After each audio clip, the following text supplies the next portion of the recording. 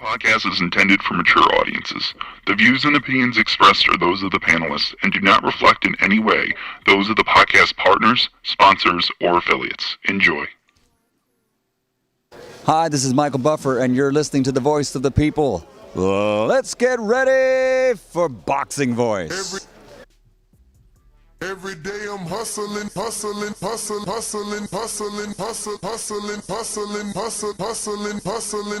Every day I'm hustling. You know the saying. Every day I'm hustling. Stay hungry. I'm hustling. Stay humble. BoxingVoice.com. I'm humble in defeat, and I'm going to remain humble in victory. This is it, right? Dibiase Productions. I just wanted to put on a great boxing masterclass BoxingVoice.com. and also show the sweet science of this lovely sport. Man, the first time was so nice, I had to do it twice.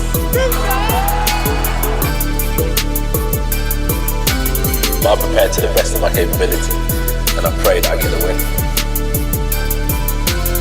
Look at it, like, I love Mike Tyson, how he came into the game on some different kind of vibe. You know what I mean, man?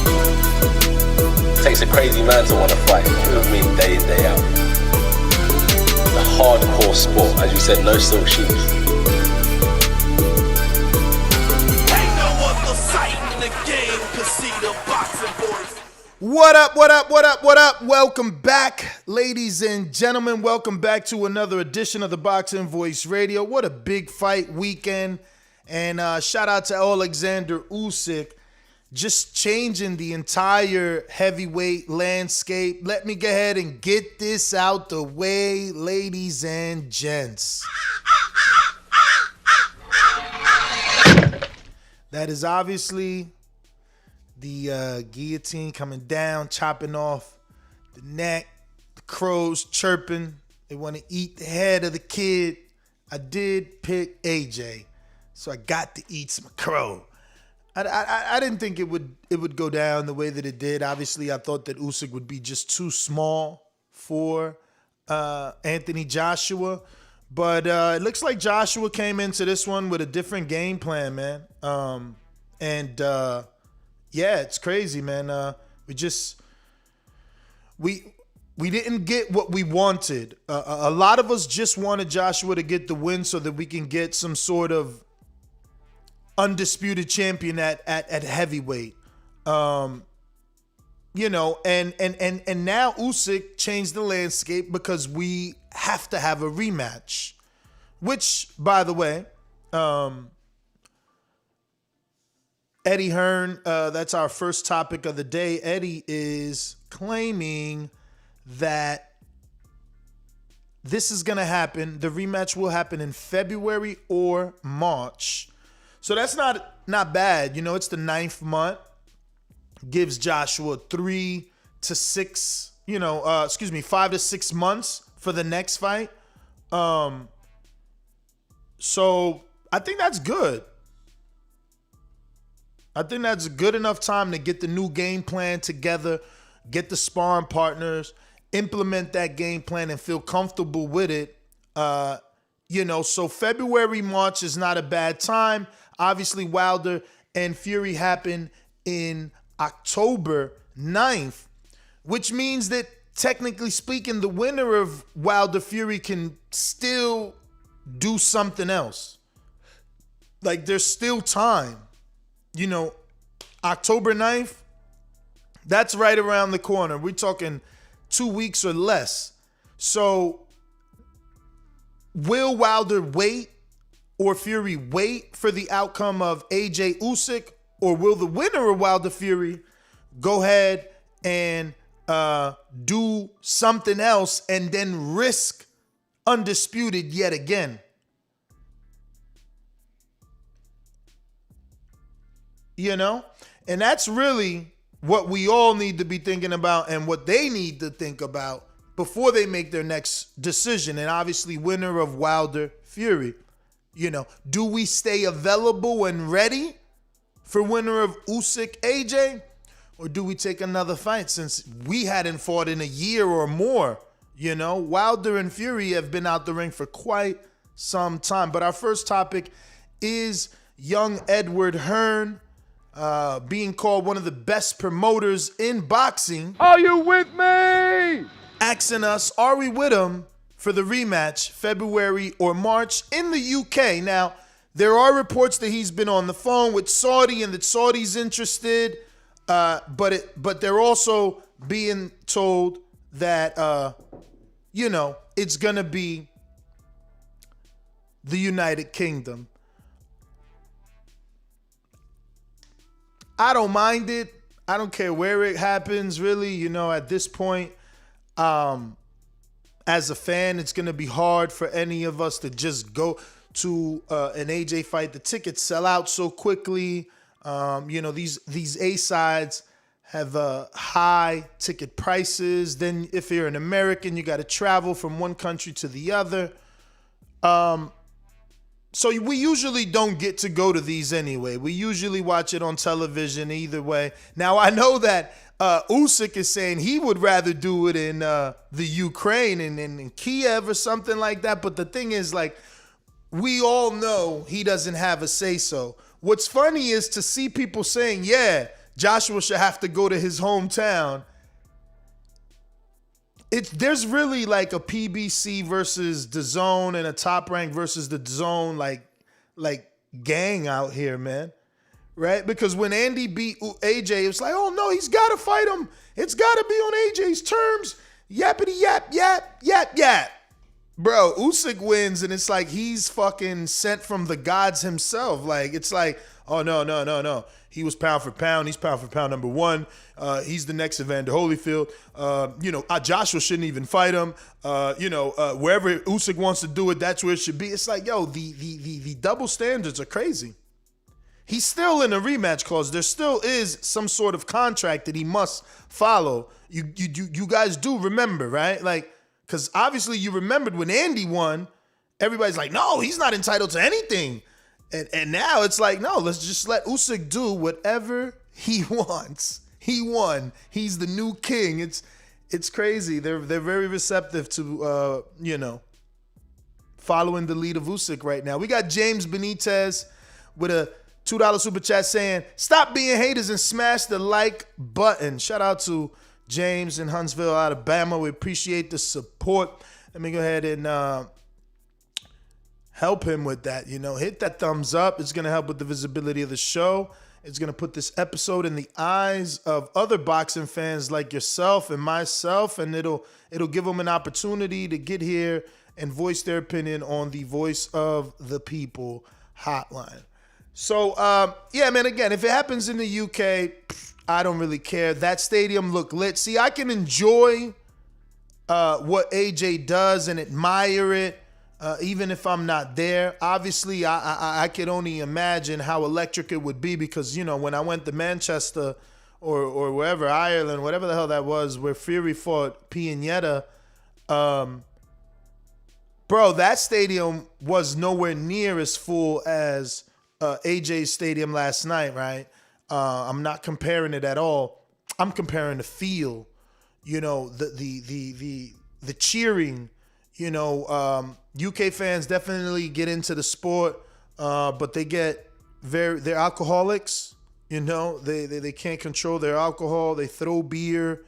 They curse. They fight. It gets a little crazy over there. I don't think I do want to go over there for no fight. They get a little too excited, in my opinion.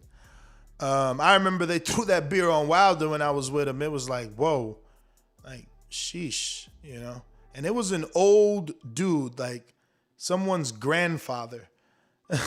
So it's just like, the sport kind of takes them over there. So you got to be careful. That being said, that was what, maybe 30,000, maybe 26,000, something light like that. And it still felt amazing. Like amazing. Hearing them cheer, whether they were cheering for Wilder positively or negatively, watching, the face-off in person of him and Fury and hearing the crowd reaction. I could only imagine what 70,000 feels like. I could only imagine what 70,000 people feel like. So again, it's wherever AJ wants to do it. He's the draw.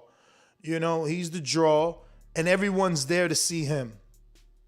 Everyone is there to see him. So it's really up to him. I'm sure they'll maximize, and rightfully so. I think Eddie needs to do better than he's ever done for AJ right now, because this could be the last one. I know we've said this before, and me saying it this time really doesn't hold any more weight than the last time we said it. But every time someone loses, we question whether or not they can come back. We question whether or not, back-to-back losses will keep them out of the ring. And, while we asked this same question of AJ when he fought Andy, and he's shown us, no, he'll come back and he can make the adjustments. And we asked the same question of Wilder when he lost to Fury. Many people not wanting him to take the third rematch, saying 2 losses could be, very detrimental to his career, causing him to retire. So the same question is there to be asked of AJ. And I think that it's relevant because while we probably would overlook this because he has one of the best heavyweight resumes and fought just about everybody, I think the fact that he lost to a cruiserweight is the issue. And if he loses twice, it would be to a cruiserweight, to a smaller man. Twice. Then mix in the Andy, who was also another smaller man. It could get in his head psychologically. And, obviously we question Wilder because of the excuses, but to an extent, right? Like, we still think he's a badass. Like, we still think he's gonna fight to the death. With AJ, there's always, or not always, should I say, since the Ruiz, we've had this sort of like, is he mentally there thing, right? Biting on the mouthpiece, or as you UK dudes say, gum shield, looking off into the lights when you're supposed to be getting ready for a fight. So many different things, right? Which make us question his mentality. His warrior mentality, not him as a man or as an individual, his warrior mentality in the ring. Sometimes it feels like he checks out, right? So that's another thing, can he bounce back if he loses to Usyk twice? I don't believe he loses to Usyk in the rematch. I know we did plenty of polls and many people believe he will lose. I just feel like he's going to watch the tape. He'll see he didn't play the bigger man, and they need to ask for a smaller ring. I mean, let's just be real. That ring suited him in the Ruiz fight because Ruiz is slower, but it doesn't suit him in this fight. Not that Usyk used it anyway. It's not like Usyk used the fucking ring, right? Like, he was standing right in the middle. The man was definitely impressive at what he did yesterday. But I feel so reluctant to give him 100% credit because looking at that Joshua performance, I just feel like it's more of what Joshua didn't do. It's more of Joshua not being or acting like a big man. You know what I mean? I would rather him had lost attempting to be the heavyweight unified champion of the world versus losing as just Anthony Joshua. He didn't fight to me as if he had anything to lose. He didn't fight to me as if he didn't want to lose. I mean, I think Amin made a great point earlier where he was like, when Shakur lost in the Olympics, he cried. When Floyd lost, he cried. Charlo lost to Harrison, he cried. That's that competitive nature, that drive. And in the past, obviously, I might have said some things that upset some AJ fans, and this isn't that this time. Maybe he's just done mentally and can't get it to click because he's made so much money. He's been around the world. Boxing's done everything he could have wished and more for him, right? Maybe he needs to get reinvigorated. Wilder was the same way. Look at all the stuff Malik Scott has him doing. Those are things that he wasn't doing because he was complacent because of the right hand, because of the power. And maybe the same could be said about AJ. Maybe it's not the skill. Maybe it's not that he's getting bored winning. Maybe he's just being bored being on the top. Maybe he needs that get back fight to get motivated again. I don't know. I'm grasping at straws here, trying to figure out why didn't he just go for gusto at some point. You know, your animal instinct kicks in and it's like, bro, the house is burning down. We either jump out the window or we burn.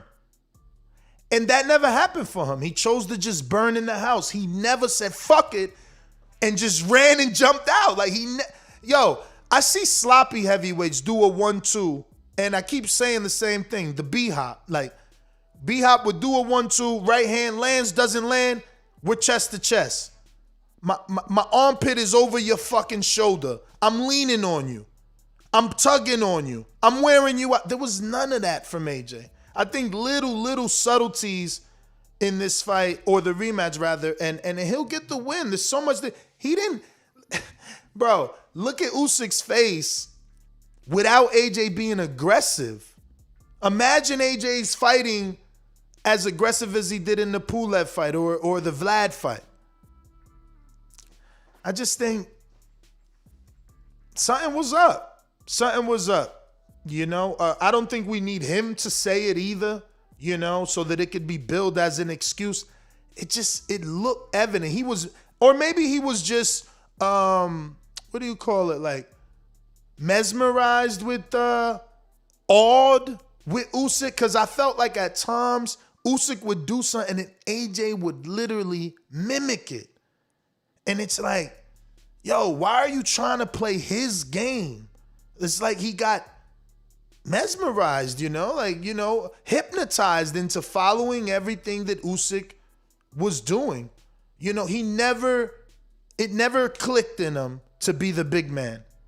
You know, it never clicked. Fury, he fucking put his forearm on Steve Cunningham. He shoved him. They wrestled. They tussled. He never let him know, bro, you in here with a big man. That never happened. All those muscles, and you don't even show someone how strong you are. I didn't get it. Listen, I got to do something different. Solo Dolo, Scarface, no Manolo. So I'm going to take calls in between each topic. Right now, actually, I'm going to just run down all these topics, open it up. It is what it is. So that was Hearn, obviously, you know, saying that the rematch will happen in February or March in the UK. Topic number 2 is Tyson Fury's promoter, good old Frank Warren, says that Tyson would have destroyed Joshua. Doubt the fight happens. And obviously it's easy to say that now, you know, in retrospect, that he doubts the fight happens.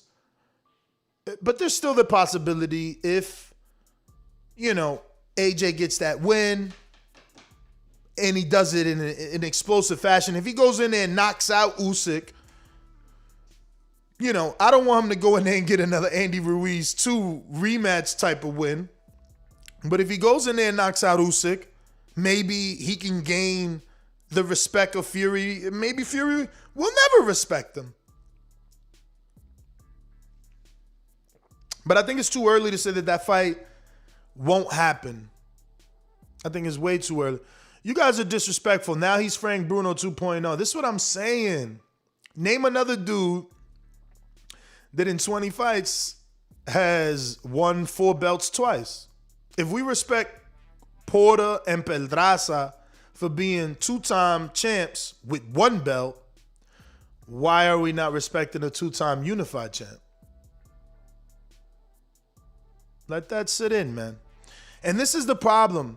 Do unto others as you want others to do unto you. You know, a lot of you Wilder fans got so upset when people started coming down on Wilder, but when AJ lost to Andy, we clowned him. We clowned him. And as you can see, my reactions for the past 72 hours or 48 hours have been totally different compared to that first loss of AJ. And obviously, it's because Usyk is declarated, right? While I didn't believe he would do this to my guy, not my guy like that, but you know, my guy AJ, he had the probability, even the bookie said it. He was a 205 at one point, and then he jumped back to a 225. So the probability was there. I just didn't believe in it. I believed in the Anthony Joshua story. I really did. I didn't think it was over, and I didn't think that he was disconnected, because really that's what it looked like. You know, he looked like he just wasn't connected to whatever he needed to, whether it's his team, his corner, the game plan. You know, he just didn't seem there to me. But I do believe that what Frank Warren is saying is true. I do believe Tyson Fury would have beat the brakes off of that. He would have stopped this version of AJ. Listen, that left hand sent AJ to the ropes, bro. Like, he was stumbling back from a cruiserweight. And I mean, I don't know anybody that Usyk has like dropped or concussed. Like, AJ, you know, he's showing. I mean, it's all good. Trinidad went down mad times, you know. As long as you could go down, get up, and win, it ain't that bad, you know. But he's starting to show that he might have a you know, suspect chin, man. He got hurt on the ropes in the 12th round too, and it was like, what? Fury.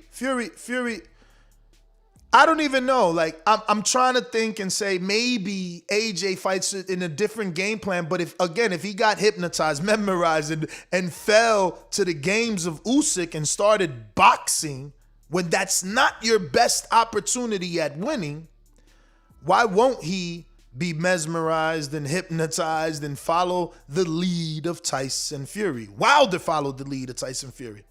Even in the first fight, he followed the lead. You know what I mean? So I'm with Frank, man. Tyson would have spanked AJ. He would have spanked AJ. His feet too good anyway. And that's what we like about Usyk. Now, Usyk barely moved, though. He was just pivoting. Good pivots, good turning right in front of you. Right in front of you, man. But that was the other thing that, Jesus Christ, that right there was damn right. Like, bro, I don't know. That corner, I don't want to be like rude or too forward, but he needs to bring someone else in. You know, whether they were telling him, I don't get to listen to the telecast. I'm listening to you guys. We're doing a live fight chat. I don't know what they were telling him, but he wasn't listening.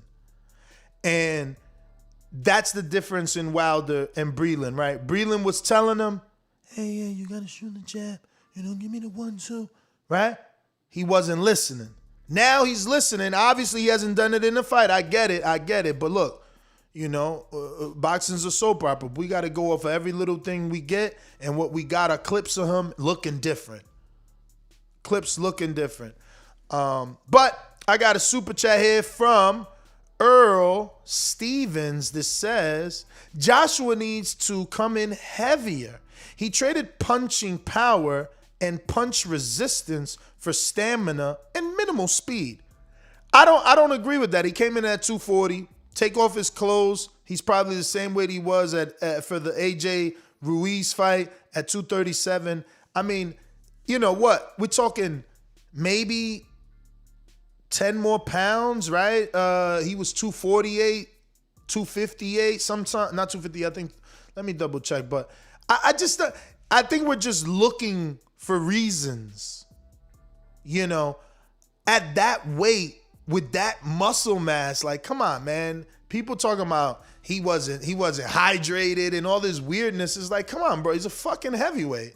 Like, he didn't do anything. He didn't change his diet. He probably stopped eating as much, maybe, or just stopped drinking protein shit. But man, like, he's just so big. Like, come on, you guys are acting like he lost 20 and 30 pounds.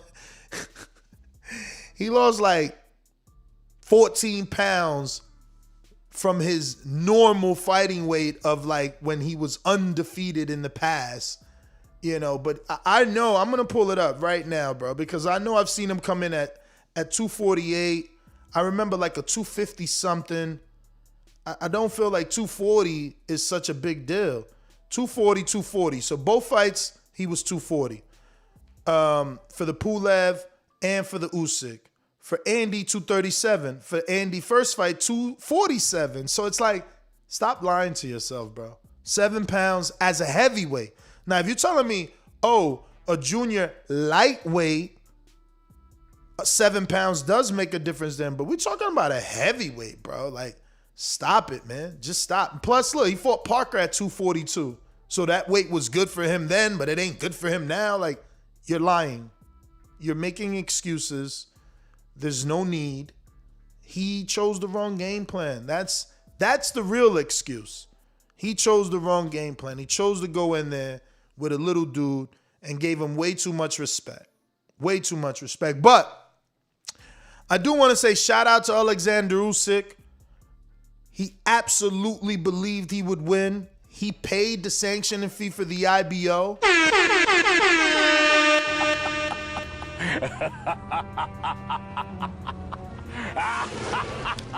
So shout out to Ed Levine and the IBO. You know, continuing to show that some great fighters love the Hunter Green belt. And Usyk won it all. And let me tell you, I would pay that too, right? That should be my next poll. Would you have paid the sanctioning fee for the IBO to hold all those belts? Look at him. You know, he's got one on his waist, 2 on one arm, 1 on the other arm. It just looks better, right? Aesthetically, it's better for television, you know? But I want to know what you guys would have done. Would you have paid it to have all belts and take the photo op? Or would you have put your nose in the air like, no, give me the other sanctioning belts? You know what I mean? I can't do a poll. It's too early. The other poll has not even been done. We got Usyk versus Joshua rematch. Who wins? Damn, 79% already think Usyk wins. I don't agree. I think that it will be Joshua. I think, you know, that's the beauty of rematches. You get to go back and see what you've done wrong and change it. And everybody's going to watch that tape with him and be like, damn, champ, you wasn't the big man. You gave him too much respect. And let me tell you, up until he actually hurt AJ, I didn't even think he could hurt AJ. Like, he was hitting AJ with some shots. Yeah, he landed a straight left like 2 times in the first round, but that first one really put AJ's eyes, like, he did look like a little deer, like the way his eyes opened up, like, oh shit, he really hit me. But after that, I felt like he was taking those punches easy, smiling, and I felt like, okay, he sees he can't be hurt. He's about to walk him down, but that never came. That never came. So yeah, man, interesting. You know what's crazy is I would love to see Usyk white. I would love to see Usyk white. In the interim, like, obviously, I guess we can't even say in the interim because he's going to fight fucking AJ again in February, March, man. But, you know, if White can get an opportunity at that shot, you know, his style, his aggressiveness, you know, he uses that high guard, but also comes behind that jab. We got Hawk with a cash app that says, Anthony, Hawk in Maryland, Anthony looked lethargic, confused, and not confident. Yeah, definitely, you know, that's how he looked at times. We got Roland with a super chat that says, Eddie Hearn always looks more devastated than AJ does when AJ loses. Tundi and Spencer Fearon went live earlier, said something was up with AJ's right hand. And, you know, I wouldn't put it past him. It didn't look like him, and he didn't throw his right. I kept begging, like, if you watch my live fight chat, I'm like, bro, let the right hand go. Let your hands go. Like, I'm actually yelling at the TV. Like, he didn't fight like himself. I can be honest about that, you know. They both lost now. Like, my guy is Wilder. He lost. AJ lost. It's over. It's over. Tyson is the undefeated one. And the whole argument about AJ Wilder, that shit is over. We might not never get that fight now. So it don't even matter no more. Like, you don't have to even, like, the whole teasing and the ha-ha, like, it's over. They both lost, and they both got to work their way to that fight. AJ obviously has more of an opportunity because he's always going to be attached to them belts because of the very fine promoting and contracts verbiage of Eddie Hearn. Shout out to Mr. Edward Hearn for always keeping that rematch clause in there for Anthony Joshua, because you never know when something like this will happen. And, you know, you got to just tell the world. Like, suck my nuts. Because you need your rematch. You can't just let the man walk away with your belt. But that being said, we're going to move on to topic number 3. Advisor of Manny Pacquiao says that he's not officially retired. I don't know that I even care anymore. Like, Pacquiao lost to Ugas. I don't even want to start thinking that Ugas is good enough to beat Pacquiao. I'm good with Pacquiao losing to Ugas and retiring, hence indicating that he lost because he was old and it was time to hang him up. I don't want to see this dude come back and fight and then beat like a Danny Garcia still at 40-something years old, because then you got to legitimately give all the credit to Ugas, who's, I don't know, man. I don't know. I just, you know, these guys upsetting these A-sides, I like upsets. It's the best thing in boxing. But not when we've been waiting for something for so long, man. You know what I mean? Like, we got this clusterfuck in the welterweight division, clusterfuck in the 135-pound division, and a shit fest at 200 plus. And, you know, all of these fights keep getting messed up with upsets. Pacquiao loses. The Earl Crawford fight is one step further. AJ loses. Undisputed is one step further. And then you got whatever the hell is going on over there at 135 with those guys. And, you know, that's not getting moving. That's not, excuse me, we're not getting anything we want there. So, yeah, man, I just want boxing to be in the right place. And upsets are great. But, man, if I could have just got AJ to just get the fucking win with Usyk so he can solidify undisputed. If I could have just got Teofimo to pay Camboso's, you know, step-aside money so he could have just fought Devin Haney. And if I could have just got fucking Pacquiao to beat Ugas so that he could have fought Earl, everything would have been great. You know what I mean? But it's not. They pushing us back. But we got Enrique Church in the building, a.k.a. Cash Wheezy, a.k.a. Legendary Baby, a.k.a. I don't touch the fader, man. I'm a commentator. What up? Yeah, yo. I don't touch the fader. I'm a commentator. Shout out to all the haters that now saying other things about AJ. But nah, I'm heartbroken based off of the AJ loss. I expected more. You know, I watched the fight twice. It was in the UK, so it was early over here. I was getting a haircut. It was in the barbershop. You know, my barbershop is like super exquisite. You know, I got, you know, that little good taste. You know what I mean? Yeah. So my barbershop has Dazn, has cognac, has everything that you could ask for. So you was watching Dazn getting a cut with a shot. Getting a cut with a shot, sipping. And I couldn't hear it because it was on mute because, you know, music was on too. But I was like, damn, what is AJ? Is this a sparring match? I don't feel. Wait. Why the word sparring match? Because it wasn't. It was like jab, jab, move, jab, jab, overhand right. Meanwhile, Usyk was bounce, bounce, jab, jab. I'm gonna take his head off, boom, and lands. You know what I mean? So I was disappointed for the loss. I'm heartbroken. I still take my hat off to AJ. I was a fan of his. And yeah, man, that fight, that potential heavyweight, like there was 3, right? It was like Biggie, Jay-Z, or Nas. It was AJ, Wilder, or Fury for the past 5-6 years. Word. And now AJ is not on that top 3 list. Yeah, I mean, you know, arguably Wilder or either though. I don't know, man. I take that different. They both in rematch clauses. Let's just be honest. They lost, and they supposed to be off that list, but they both got rematch clauses, which keeps them in the conversation. It does, and he does have a name, but I didn't see like a guy who could beat Fury. I didn't see a guy who could beat It's AJ. funny you say that because I mean, not Fury, Wilder. You know what I'm saying? Well, it's funny that you made the mistake of saying that because that was topic number 2. Frank Warren, the promoter of Tyson Fury, says that based off that performance last night, there's no way that AJ would have beat Fury if that fight were to happen. You remember there was a lot of hoopla about that fight happening or not.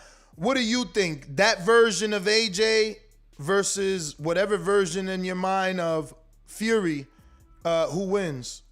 Yeah, so in boxing, there's versions, right? I think this version we saw right here, I don't know what version that was of AJ. I was the guy that would not place a bet against AJ, against Usyk. Like, I expected something phenomenal from AJ, and it didn't happen. So Wait, so you said that wrong. So you didn't want to bet against AJ because you expected something phenomenal from him. Yes. You said the opposite. You said you didn't bet against Usyk. Yeah, I didn't expect him to not look like that against Usyk at all. Like, holding the hands and just focus. So, of course, my mind while the fight is happening is like, damn, this version cannot beat Wilder. This version cannot beat Fury. So Frank Warren saying that, I'm in agreement with him. What version? Like, why was that version even in the ring on display yesterday? Word, you know what I'm saying? Word. Like, that version honestly, should have been like made it look easy. It wouldn't surprise me if he comes out and says, like, he had an issue with a relative, like, a death in the family, someone sick in the hospital. Like, he just literally didn't look there. Like, I could sit here and take this L and rub it in his face and in his fans' face, but that it just didn't look like that unless I'm so used to him being dominant. I don't know what it looks like for him to get outboxed. I only know what it looks like for him to get, thoroughly beat by Andy. I don't know. So maybe this is just what it looks like for AJ to get outboxed. And because it's never been done, he looks confused. And I'm interpreting that confusion as him not being there or having some sort of personal issue going into the fight. That outbox thing usually throws me off, right? Because I always feel like a fighter, right, a professional knows how to overcome whatever that is, right? The box thing, which is like, what is that? Like, bob, weave, jab, move, stick and move. What is boxing, right? That he's jabbing, throwing the 1-2. Usyk's had a bounce yesterday. AJ had defense. That's it. And there was no answers. Every time I looked, AJ was getting touched. It was sad to see because, again, like you said, we want to see unified. We want to see the top of the creme brulee, and we're not going to get that based off of AJ. So, but saying that, I'm still like, boxing, he got outboxed. I think he got outfought. You know what I'm saying? Yeah. Usyk made it look easy, man. He definitely made it look easy. Outworked. He definitely got outworked. Everything out. Whatever we say, add out to it. Yeah. You know what I'm saying? He got outfought. He got outboxed. Now that's the thing, though. I think he's getting such a pass. Like, what pass? Because if Wilder goes in to fight Fury in this fight and he chooses to outbox Fury, it would be the wrong game plan. He tried that in the second fight. People act like he didn't try it because, they're hurt. It happened so quick. No, because they're hurt and they want to, again, leave reason or doubt as to the next outcome, what could possibly happen. But Wilder was boxing in that second fight. He shot many jabs to the stomach. He was working with the jab and he was on the back foot. That's like the definition of boxing, right? He was hurt. No. Before he got hurt. Did he get hurt like Pull up the fight round? right now. Pull up the fight right now and just start watching that first round. Watch how he's shooting to the jab to the body. You know what I mean? Right. He was trying to box, and that's the thing. Why are you giving that person their greatest advantage at winning? It's like if me and you have to settle our differences, and I'm like, all right, Enrique, fuck it. Let's see who's better. We gonna have a shirt contest? No. I know you got a machine for the last 5 years. Like, why would I do that? Why? Right. So all I'm saying is, why is you going into these fights trying to box the boxer? I Is can't get Usyk over known that. as a boxer? What the fuck? Hell yeah. He outboxed Michael Hunter. Yeah, Garcia. I don't know much of Usyk's. Like, I thought Usyk would get like Body. touched and stopped. Me too. You know what I mean? Me too. I thought he wasn't a real heavyweight. You know what's funny now? The rumors are coming out. I think Igis Clemens let him out, saying that he was playing possum. Can you imagine if he was that smart motherfucking chess player? He do play chess too.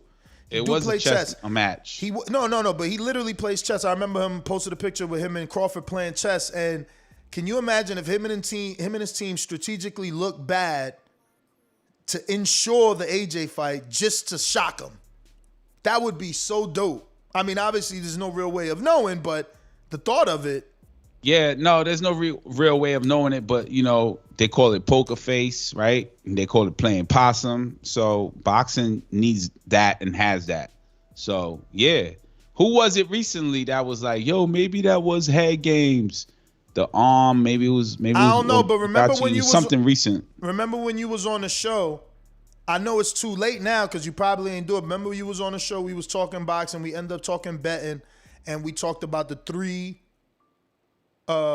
underdog parlay: Wilder, Plant, Usyk. Usyk yeah. just won, man.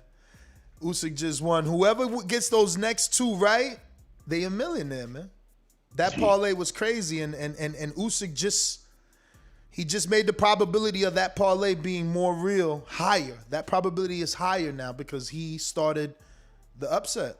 And do we see him really wearing a crown though? You know what I'm saying?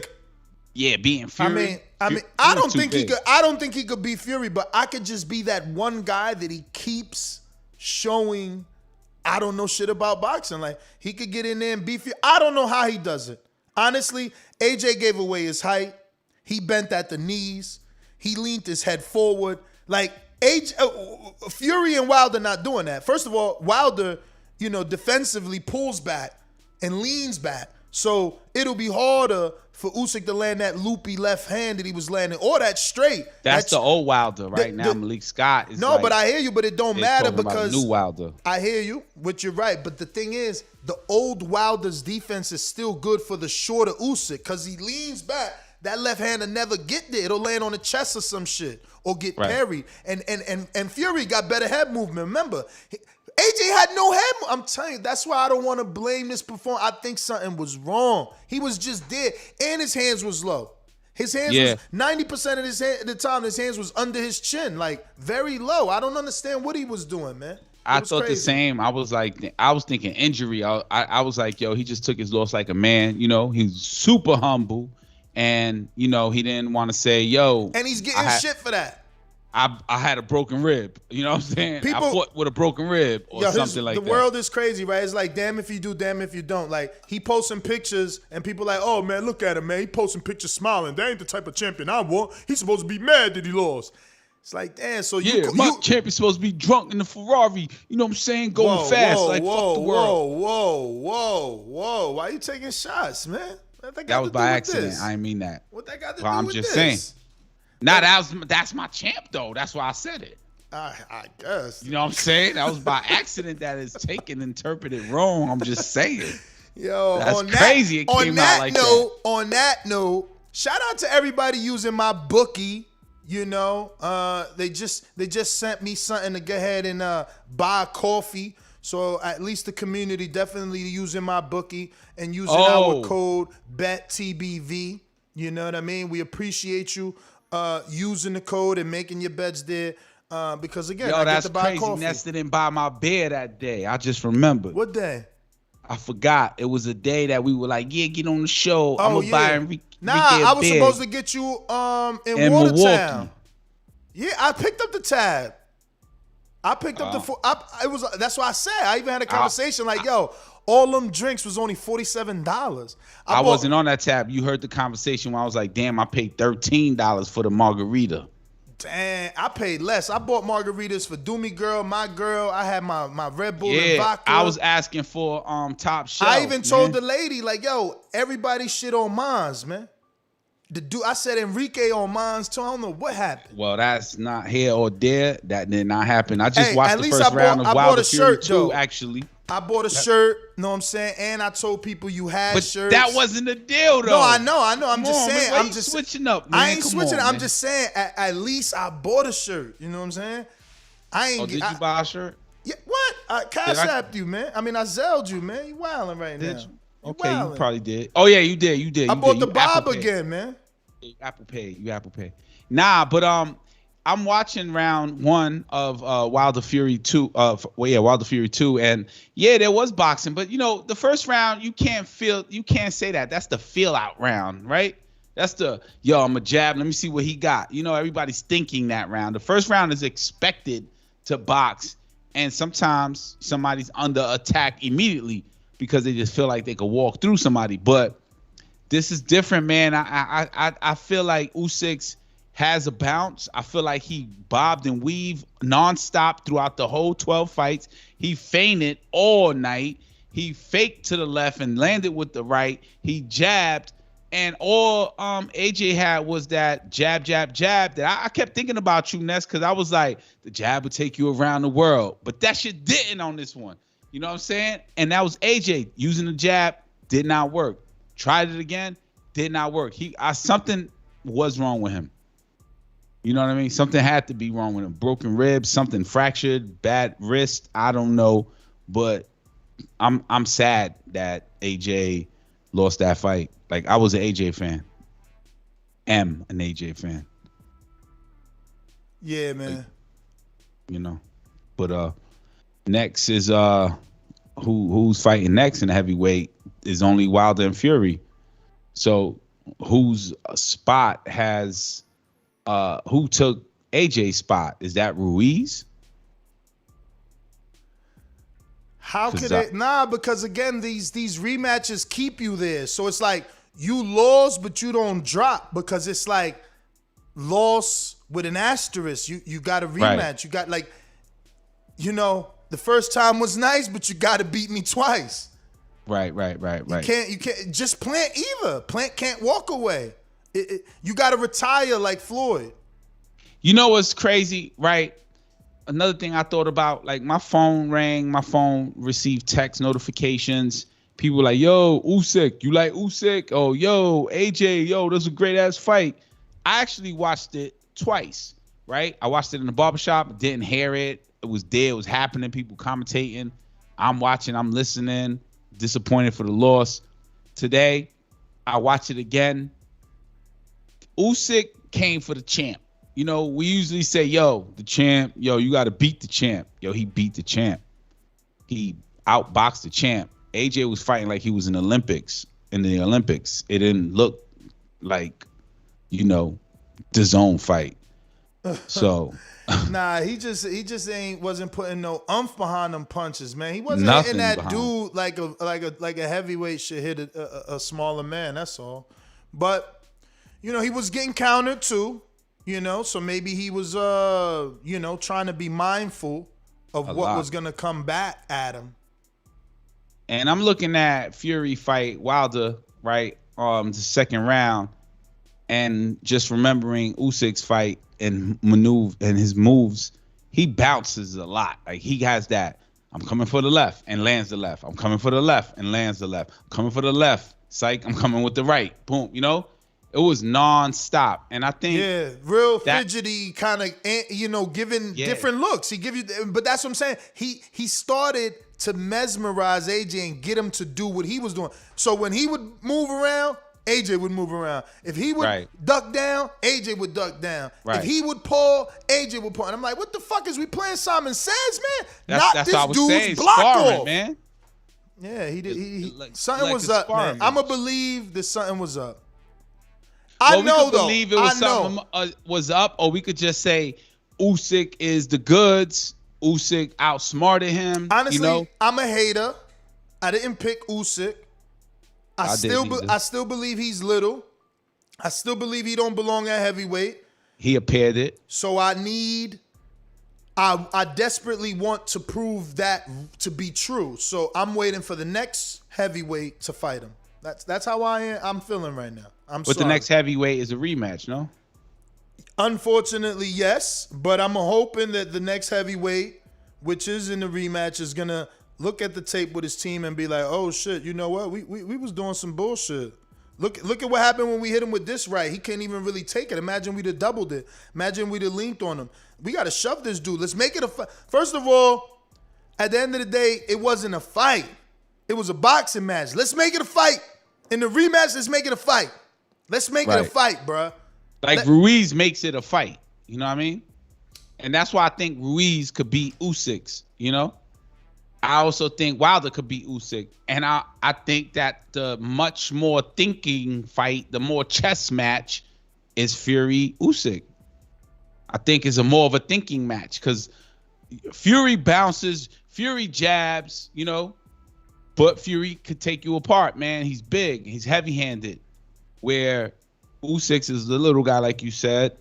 But out of the top, out of those three, I think that Usyk's easiest fight is with Fury, unfortunately, for those who love. Yeah. Man, you crazy, bro. Fury beats the hell out this dude. Yeah, we thought the same thing about Wilder. I mean, Anthony Joshua beating the hell out of him. Come on, man. Fury and Joshua, they show that they're like complete opposites. Fighting style, mentality, you know. Mentality, irrational. Like, one is irrational, the other one isn't. You know, it's just... So, come on, bro. One is straight up and down, neat, clean cut. The other one is, I'm coming with no shirt, chain on, rapping to you. No, don't do that to Fury, man. Fury. I'm just saying. Fury. Let me tell you something. Fury is cousins with Kellen Plant. Them dudes ain't regular. You understand? Like, we don't need to say what Wilder used to say. What's understood ain't got to be explained. And them dudes is different. They got soul. Yeah. Nah, they do have soul. I'm not taking that away from them. I'm just saying, I think Fury's more of a thinker, where Wilder's ferocious, where Andy Ruiz is ferocious. You know what I mean? Like, they come to fight. Chant, did Fury look ferocious versus Wilder in his last fight? Yeah, in his last fight. In his last fight, yes. But let's be real, right? It wasn't ferocious. It wasn't ferocious until like the third round when Wilder's ear was bleeding. Bruh, who caused it to bleed? Right, but what I'm saying is, it wasn't like the reason why I still have questions in my head, and you or everybody could go against me with like the sloppiness of Fury and the possible glove gate and all that shit still exists. So the third fight is the real answer to both those fights that Fury had. Well, let me get to the super chat. He's not ferocious as I think. Until he does it again. Until he does it again, yes. Okay, that's understandable. Usyk is a horrible matchup for this version of Joshua. AJ's competence against a southpaw opponent is questionable. If AJ wins rematch, will you say 3-time? I mean, you got to say 3-time. But I think at some point, we got to question, is it fair? Like, you got a rematch clause, Enrique. So now we giving you credit for being a 2-time champ because you lost and won your rematch. Well, now you lose again and you beat Usyk. Now we got to call you 3-time, but you lost. If you got a knock him rematch out, clause. there's no 3-time. No. 3-time meaning 3-time champion of the heavyweight division.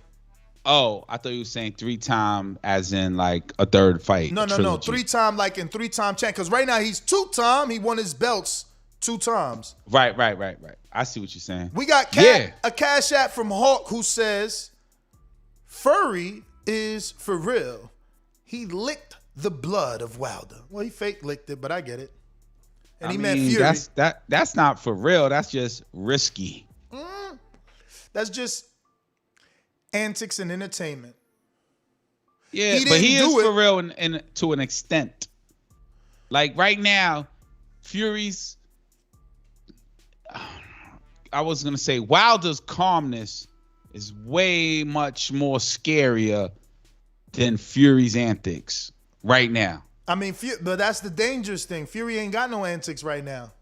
He's Fury dark. Fury's always had antics, And that's and the right thing. now He went dark. Remember, he made a message like, yo, Wilder, this, that, and the third. You ain't going to hear from me no more. I'm gone. That was good. I missed that part, but I'm just saying, me as the outside looking But then in. he started doing interviews anyway. He said, I'm going dark. And he turned around doing big interviews anyway. Yeah, I thought Fury was out there a lot more, but looked He just like ain't he been wasn't showing training. no camp. He ain't been showing no camp footage, nothing like Yeah, that. no camp footage. I feel like Fury is the goods, but I always thought he was like the third best, right? I thought he was like number 3 from AJ and Wilder. And there's still an asterisk on his name for number 1 for me. AJ fucked that all up, right? You know, I'm just not that sold on Fury like that. Okay. Well, October 9th, we'll get something. And we got Majid in Ohio. That's 2 weeks away. And Orlando says Wilder versus Fury 3 winner versus Usyk AJ should take step aside money and get next. Devil emoji. Wait. Wilder versus 3 Fury winner should take Usyk versus next. Usyk. Oh, AJ should take step. Yeah, he ain't gonna do that. But I hear you. At least you keeping that same energy people have for Wilder. They wanted Wilder to take step aside money and let Fury fight AJ. Remember? So at least you doing it. Yeah, but I wasn't part of that day, right? I Yeah. was like, yo, nah, they should not do that. I was not part of that day because redemption is redemption, and redemption should happen immediately. Not, you know, let me step aside and let things calm down. Nah, while it's heated, it should be happening. And that's why the Fury Wilder 3 is so intense with emotions. Like, you cannot go online and click on a video from Wilder and not feel something, right? Yeah. Like, there's feelings behind that shit.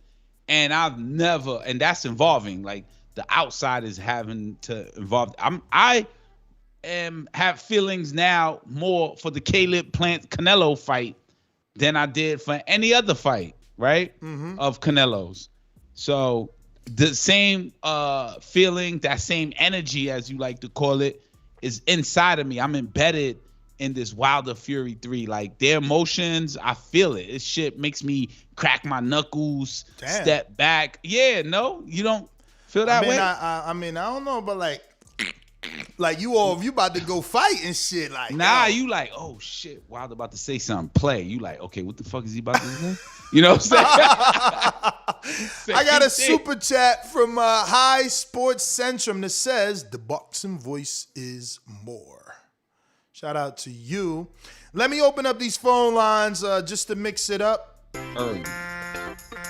These calls are brought to you by Big Rigs Trucking Agency, experts for all your insurance and trucking needs. For quotes and consultations, visit us at brtagency.com or contact us at 908-943-6918. Yo, so what you want to know, Enrique? What poll should we do?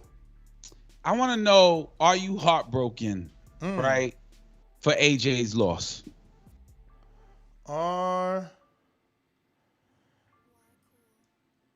Does the loss have you heartbroken? I mean, am I heart? Maybe are you more excited for Usyk's win and his mix now in the heavyweight division? Like, I just feel bad. Like, I feel bad for AJ's loss. So maybe heartbroken, like something, you know, I'm saying heartbroken because that's me. I don't care. I put it out there like that. Somebody else might interpret that like, well, you heartbroken, and want to poke fun at it because they not, you know, a vulnerable person to say stuff like that. But I feel like there's a question out there that should be the poll. I mean, I added a few things because it's all the same thing, right? I put like, whenever the poll populates, where'd it go? There it goes. So I put like, does the loss have you heartbroken? Right. You know, Oh shit, I put felt bad. I meant to put feel bad. Oops. Mad, no undisputed. You know, they saying no though. They right away. They ain't not as vulnerable as you, Enrique. They ain't in touch with their feelings, fams. Nah, fams. They They like, fuck that. Yeah. Usyk take on Fury. Fury's the greatest of all time. That's it. Yo. Ain't no more about that. Yo. You should have not said by black businesses. Yo, I seen people saying that. That's so crazy, yo, what people resort to. Like, yeah. But, bro, let me ask you real quick before we move on what you think of this Keller Plant t-shirt, man. You need to make that for us, man. Oh, shit. I love that T-shirt. With the Canelo smack, what he said, fuck your mother. That shit is mad. What's the word I'm looking for? Shit. Not vulgar, but disrespectful. I still laugh at Canelo using the word motherfucker so much, and when he's called being motherfucker, hypocritical. He's like, yo, you talking about my mother? You know what I'm saying? Don't talk about my mother. Yo, you say anything about me, but not my mother. And he turned around and played victim, and I feel that, yo, he playing victim. Canelo's playing victim. Canelo's good though. So Yo, but Canelo's that's chances what are Plant higher. tells you. That's what Plant is asking. He says if Canelo equals lying out his ass, if he lie about something like that, I wonder what else he lied about with 3 syringes. You get it? So Right, he like, of course. You know what I'm saying? So he's like, yo, if you're gonna lie about something that small, you know what I'm saying? Remember to rate us 5 stars on iTunes. Yeah, 5 stars, right? Canelo did get suspended for 6 months. True. So he was caught guilty. He was. He was guilty. Guilty. Let's go out too. But no one can stop me, really. Oh, there's a king croc right there. This croc has enough power in its jaws to whip my head right off. in the 6th round, in the 7th round. Dibiase Productions. You gotta be the legend to become a legend. Honestly, I'd be so unbeatable. You gotta be the legend to become a legend.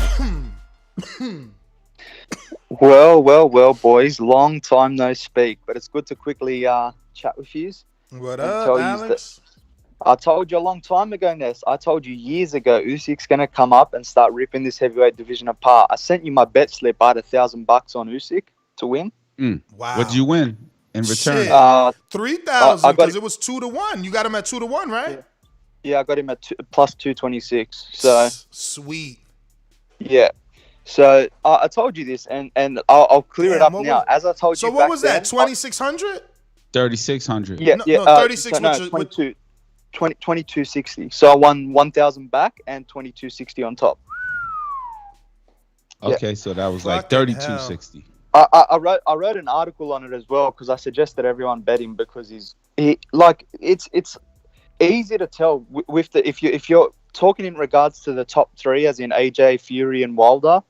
I think Usyk beats them all, but in saying that, the most dangerous out of the 3 for him is definitely Wilder because to beat someone like Usyk, I think the best style to beat someone like Usyk, and you guys might laugh about this, is someone like King Kong Ortiz because you need to have enough pop in your punches to get his respect, and you need to have enough tricks in the box with like a barrage of punches, or you need devastating one-punch knockout power to knock him out as he's doing his thing. But in saying that, I would still favour him against Wilder because if you remember the Wilder-Ortiz fight in number 1, when Ortiz was flurrying against Wilder and he had him on the ropes and all that sort of stuff, I think that's basically going to be Usyk throughout the whole fight. And unless Wilder clips him, I believe it's going to be Usyk's night.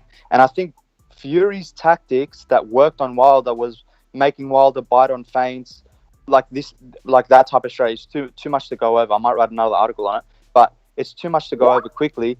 But Usyk won't bite on those feints like Wilder does. And I'm hoping Wilder does get the win because I think Wilder will take Usyk straight away.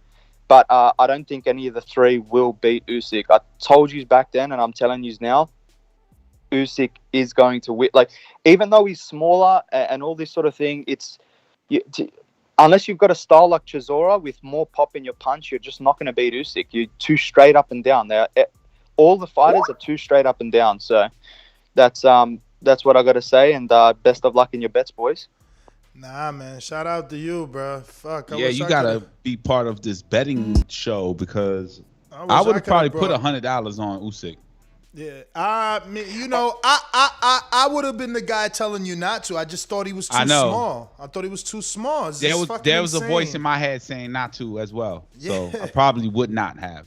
It's just crazy to me that again, you think a heavyweight division, you think in devastating power, you're thinking devastating knockouts, you're thinking all this, like one punch changes everything, and he never gave himself that opportunity, Never gave himself that opportunity, but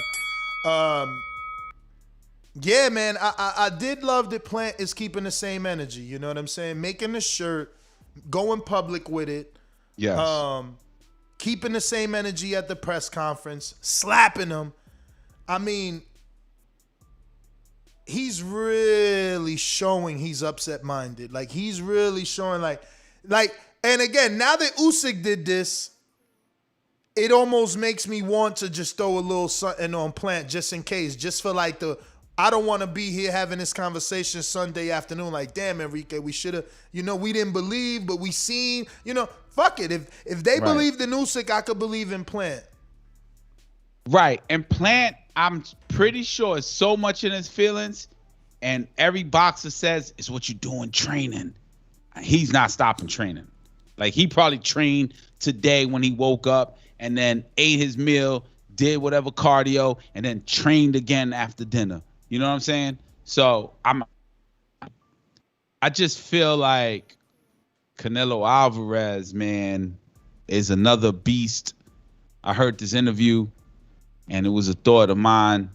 How did you get reflex like that? Although I would not have asked it that way, I would have been more like, yo, what do you do to get reflex like that? But Canelo's answer to how do you get reflex like that is training. So I just feel like Canelo is somewhere in an advanced level. Can it be stopped? Can it be altered? Can it be interrupted? And can Canelo give more respect? Because Canelo is straight disrespectful when he fights. He's not talking to the ref. He's focused, his face, he turns to a monster, an animal, and reacts, throws punches. He wants to see you hurt. Who did he knock down and walk to and knocked out rather, and walked up to and went make sure he was okay? Was that Khan? Yes. Somebody. Yes, Khan when he knocked him out. He went down to his knees and everybody thought he was a nice guy. Yeah, Canelo lets it all out, and Plant should do the same. Khan was like 126 pounder, man. No, I get that, but I'm just saying. I really want Plant to do way better than what AJ looked like last night. And fellas in the chat, I get it, man. We're not comparing Plant to Usyk. You know what I'm saying? We just talking. Why not? Well, obviously one is declarated, both in the amateurs and in the pros, and the other is not. You know what I'm saying? Who's not? Plant don't have the fucking amateur background of Usyk or the pro background of Usyk. Damn, so you saying that if a casual's listening, he's like, fuck that. I ain't putting no money on Plant. I mean, but that rightfully so. Plant is like a 680 plus 680. Usyk was like, again, we followed the lines, man. He was like 220. Then at the weigh-in, he dropped to 205. And then he went back to 220, 225 on my betting site, my bookie. 225. Plus 225. Plus 225. Right. And what's Plant right now? On my bookie.ag. On my bookie.ag, I'm pretty sure Plant is a plus 100. I mean, plus 680, but I'm going to double check for you. Yeah. So that's $100 on him. Gets when you 780. Your 100 black plus 680. Yeah. Damn, I don't like that, man. Yeah, no, he's a way bigger underdog. That's why people are upset. I lose faith. That's why people are upset that they think we're comparing. We're not. We're just saying, why not put a little something on it just in case, rather than be here on Sunday evening like, fuck, we ain't put nothing on Plant and he caught the upset. Or is the probability as low as, or rather as high as it was for AJ and Usyk? No, ain't nobody saying that it is the same neither. But we just saying. Yo, I wonder if based off the slap and the response of Canelo. Look, Plant went down. He ain't no more 680. He's a 595 now. Money coming in on Plantita. Is that based off the shirt? I mean, people believe in it. He get more people. Of course, it's based off the shirt. You keep converting people. You keep converting people into believing that you can win, and they put money, and that changes the line. Well, I feel that based off the slap and Canelo's reaction, there's adjustments that have to be made already. No, the adjustments did happen before the slap. It's like, yo, Canelo got reflex. Let's start training for that. You know what I mean? Yeah, that too, but on the betting line, after the slap and the counter, Plant became a bigger underdog. He was like a fucking a plus 500 or plus 400, and then after that he leveled up 180 more points. Why? Cause he got countered with a 2-piece, nigga, at the weigh-in. People like, what the fuck, man? You really about to lose. Damn, I thought that made it more interesting. It did make it more interesting for us, but for the bookies, they seen Canelo's on fucking point. That's what they seen, and the lines, he's on point, and the lines indicated that. I mean, first of all, his back leg, my man back leg, he was ready. Yo, his right hand would have connected if he wanted to, because you see he open slap him with both hands, which is crazy. Like, my man was slap boxing like he from Jersey. He on Rikers Island. Bruh, hilarious, man. Hilarious. But that's true. Speaking of Jersey. Oh, I mean in the billing. What up, champ? Good. That was good, fellas. How y'all feeling? Enrique, was good, my brother? That was good, man. I'm still heartbroken. Yeah. What's the name of that album? Ain't there an album like something like 808? Heartbreaks in 808. Yeah, man. That was my shit, that album. Yeah. He had some fire on that. How would you say? What? Something like that. I don't remember that. That was the first song. Nah, this is very disappointing, Enrique. I had it all wrong in my mind. But I was talking about something. Let me go somewhere, and it's pure speculation. I'm just speculating. Rob in the UK, he likes to kill speculators, so don't kill me. But I'm just talking in general. Just talking about PEDs and performance versus change in physiology, right? I don't want to put that out there at all about AJ, but some people have said the whole thing of, and when I say some people, I just mean casual people that might not know shit about boxing, independent of the weight loss, right? Or independent of the lack of performance. Those two things can be separate.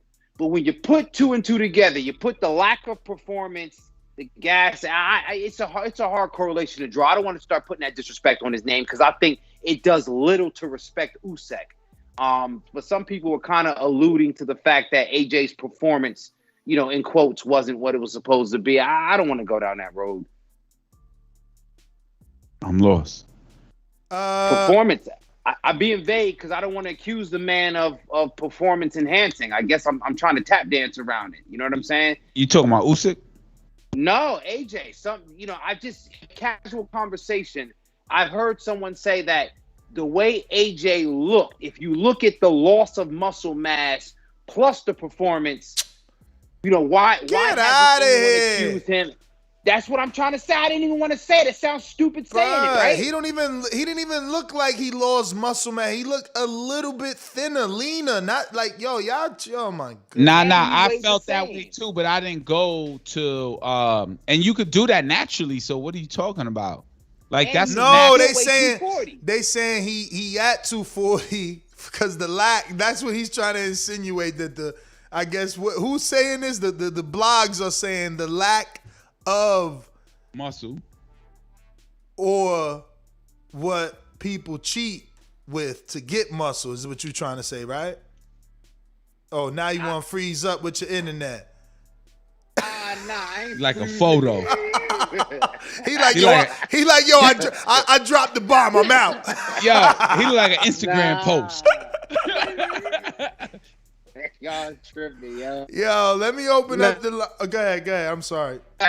It's so crazy trying to say it. Just saying. Enrique playing. Yo, you freezing up, champ. You freezing up. We gonna get right back to you. You gotta plug in, man. Plug in. Yo, he never on Ethernet, man. Yo, you know you can plug in for cheap, right? All you need is a wire. Nah, you could also get the Wi-Fi booster though. That shit really works. Like, and my shit here be on boost not boost, but like Wi-Fi or cable. Yeah, I only fuck with Ethernet, man. I don't do that. Nah, I get that, and that's true. I do that at work, only Ethernet. But here, sometimes I'm like, oh shit, I wasn't on Ethernet, and there's no difference. Cause you probably got. I mean, you all, look at where you at though. Tax bracket, man. It's probably all Fios out there and shit, right? It is Fios. There you go. Yeah, I mean, I don't agree with the lack of pads is what caused him to lose. Yeah, that's a ridiculous argument. But where did you get that from? Just people talking, bro. That's so you believe it, or you just picked it up, or you regurgitate it? Easy, pachata. I'm bringing something to the table. Right. That's out there. You know what I'm saying? Because as ridiculous as it sounds, I want to explain. You know, this is what people are gonna say. You know what I mean? It's as dumb as it sounds. I try to just listen and look where I bring it to. I didn't come back like the shiny new token. I said, yo, you do realize there's some people out there that's gonna draw some crazy ass correlation and try to say, but I'm with the logic of it. 250 pounds at the same weight. He looked, taller, but not any less muscular. I just don't get it. That shit don't make no sense. And I've never really heard no speculation. I've heard the haters hate on the man physique, but I never heard anybody legitimately accuse him of anything. I mean, the dude keep getting tired, so it's obvious that he's not on nothing, man. like Valdez and them is on Valdez, Billy Joe, they all popping for shit that helps with stamina and endurance and weight cut. Like, my man stay getting tired. Like, he's not. I don't believe none of that shit. Yeah, I don't believe it either. I feel like and strategy. he's been testing. He's on Vada. He's a clean cut dude, humble dude. Even though he does that other shit too, he does UCAD or whatever, but he's on Vada too, and he pay that. So yeah, man. AJ's like, I've never heard someone being questioned for PEDs in a loss. Yo, you on PEDs, man? You lost. You gotta be on PEDs. Yo, that's why he lost. Let me get to Coach Midday. I am the unified heavyweight champion of the world. I know you're booing me because I whipped the fighter's ass, but that's boxing. On this side of the pond, we're serious. Do you know what I mean? UK Great Britain boxing is on the map. My God, I feel terrible. I feel terrible that I'm living in your red rent-free. My God, I feel terrible. Mitty, express yourself.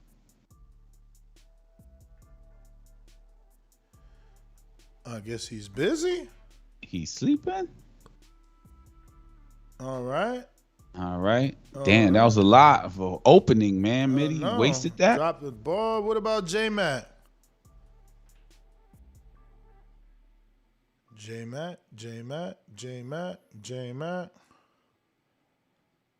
All right.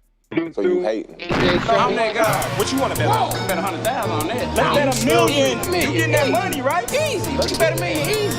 And I for the bread. When I him, y'all gonna say he was too weak. On my life. Okay, bow down, bitches. I'm about to handle business. I'ma teach you all a lesson. This'll only take a minute. Got a part and all this passion in my blood. Niggas hating just because. Think about it. Everybody love Bud. J-Mac, where you at? All these niggas hating on me. Shit is whack. So efficient with it. Don't check the stats. Hey, I'm out here trying to get it. That's I only got a minute. Get ready for the back attack.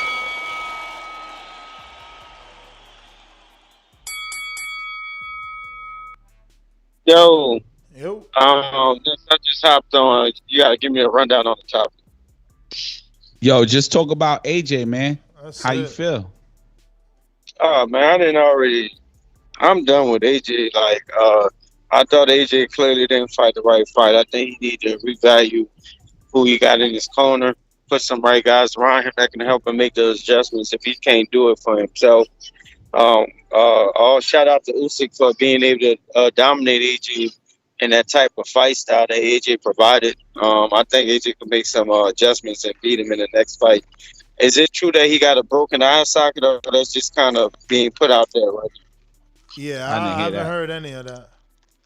But they're saying he got a broken eye socket, but that might be the people trolling. However, I'm not feeling the trolling of AJ. I was a little disappointed to watch AJ, the guy who's supposed to be the three belt champion, go in there and struggle and can't just be the guy that moved up from cruiserweight.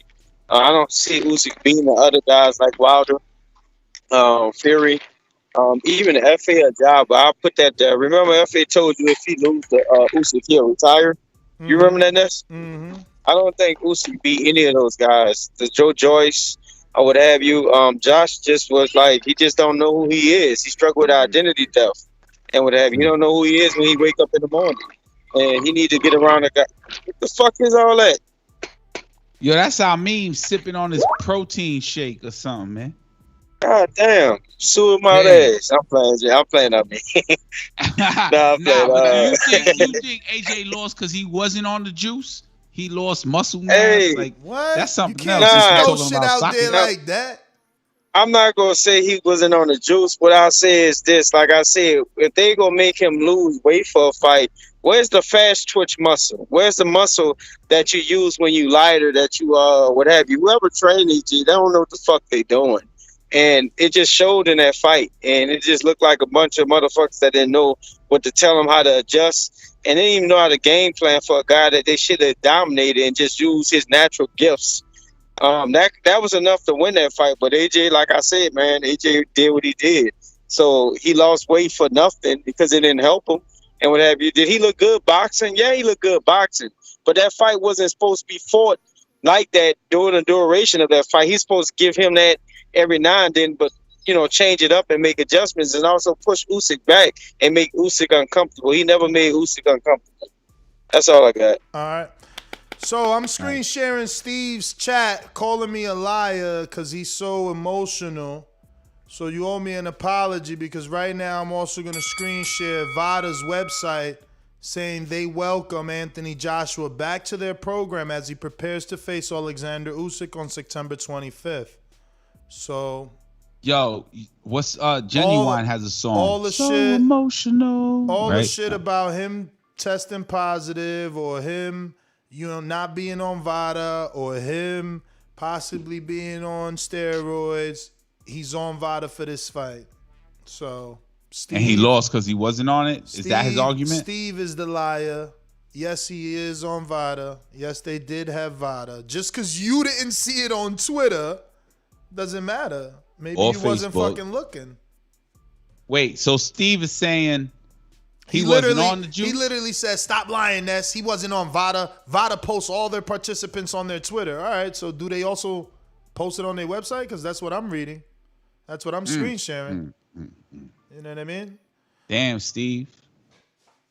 But yeah, man, it's just it's not against Steve. It's just like people want to make AJ out to be dirty because he got muscles. Like, he's getting tired with those muscles. I'm sure he could have asked his dope man to get him some shit to get big and not tired, right? But obviously, right. You know what I'm saying? He ain't using nothing. Or else A tea in a tea form, right? herbal tea.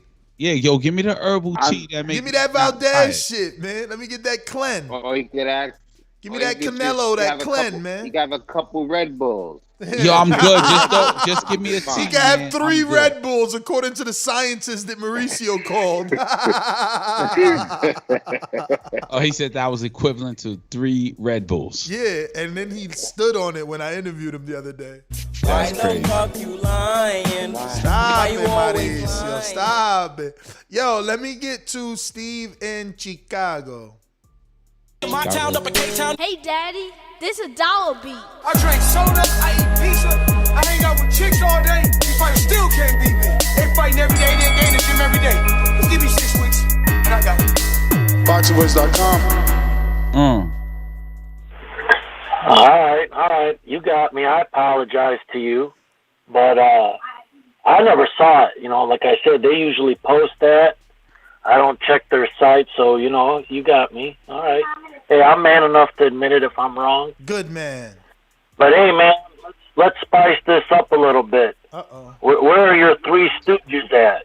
Who? You got Mo, UK Bob, you got Larry, UK Sam, and you got Curly, Steve UK. Where are them boys at, man? Licking their wounds, champ. You gotta let everybody heal, man. You gotta let people heal. Yeah, I hear you. Even Mitty didn't take his call. He's like, I am the unified. Fuck that intro. Yeah. Well, he admitted he might have to change that intro, so I'm not gonna hate on Mitty. I'm not gonna do that with Mitty. Mitty's a little different. But anyways, hey man, like I said, AJ, I don't know why you guys are feeling sorry and all that. This I've been saying it for years. Like, AJ ain't the guy you guys thought he was. You know, he proved what we always thought. You know, he's just not that guy. He lost to a pound for pound fighter and an undisputed fighter. Okay, but wait, these guys, hold on. I got another UK dude in the chat. You gonna compare Usyk with Fury? So Wilder loses to Fury, and AJ loses to Usyk. Now, you just said yourself, Ajagba said if he lost to Usyk, he'd fucking retire. So come on, man. Ajagba? Don't go down that road. FA said that? Yeah, he said if he lost, you just said that. I didn't say that. That was probably Enrique. But listen to me. If FA Ajagba said that, he need to retire right now because he ain't never been a world champion. He can't talk shit. The fuck? That nigga, he ain't done nothing. What he done besides get dropped by a journeyman? I wouldn't never quote FA. I would never quote FA Ajagba. So hold on. So answer the question. Are we gonna rate Usyk on the same level as Fury? I don't know about the same level, but you gotta fucking rate him, and he might be pound for pound number 1. Why doesn't he got an argument? Nah, man, there's levels to this. Man, there's levels yeah, to you're this. right. You're right. No, I'm not doing it. Yeah, because you're. I'm not doing it because I don't hold AJ up on a path. Like you guys said earlier, I'm gonna give you props. Your show earlier. I got you. You're gonna have to call back. Listen, it don't matter where you hold AJ. That's what y'all gotta understand. Just like the Wilder detractors, just because they don't like who Wilder fought or how many defenses he made, and they're like, oh, but who has he fought? None of that shit matters. You're ranked where you're ranked, and you're done what you're done. AJ is where he's at. He got 4 belts. He lost 4 belts. He got them back. He lost them again, and he's going to try and get them back. It don't matter where you hear him. Oh, well, I don't really rank AJ, so I can't rank Usyk. That's your crazy problem. Everyone else in the world recognizes AJ as the former unified 4-belt champion.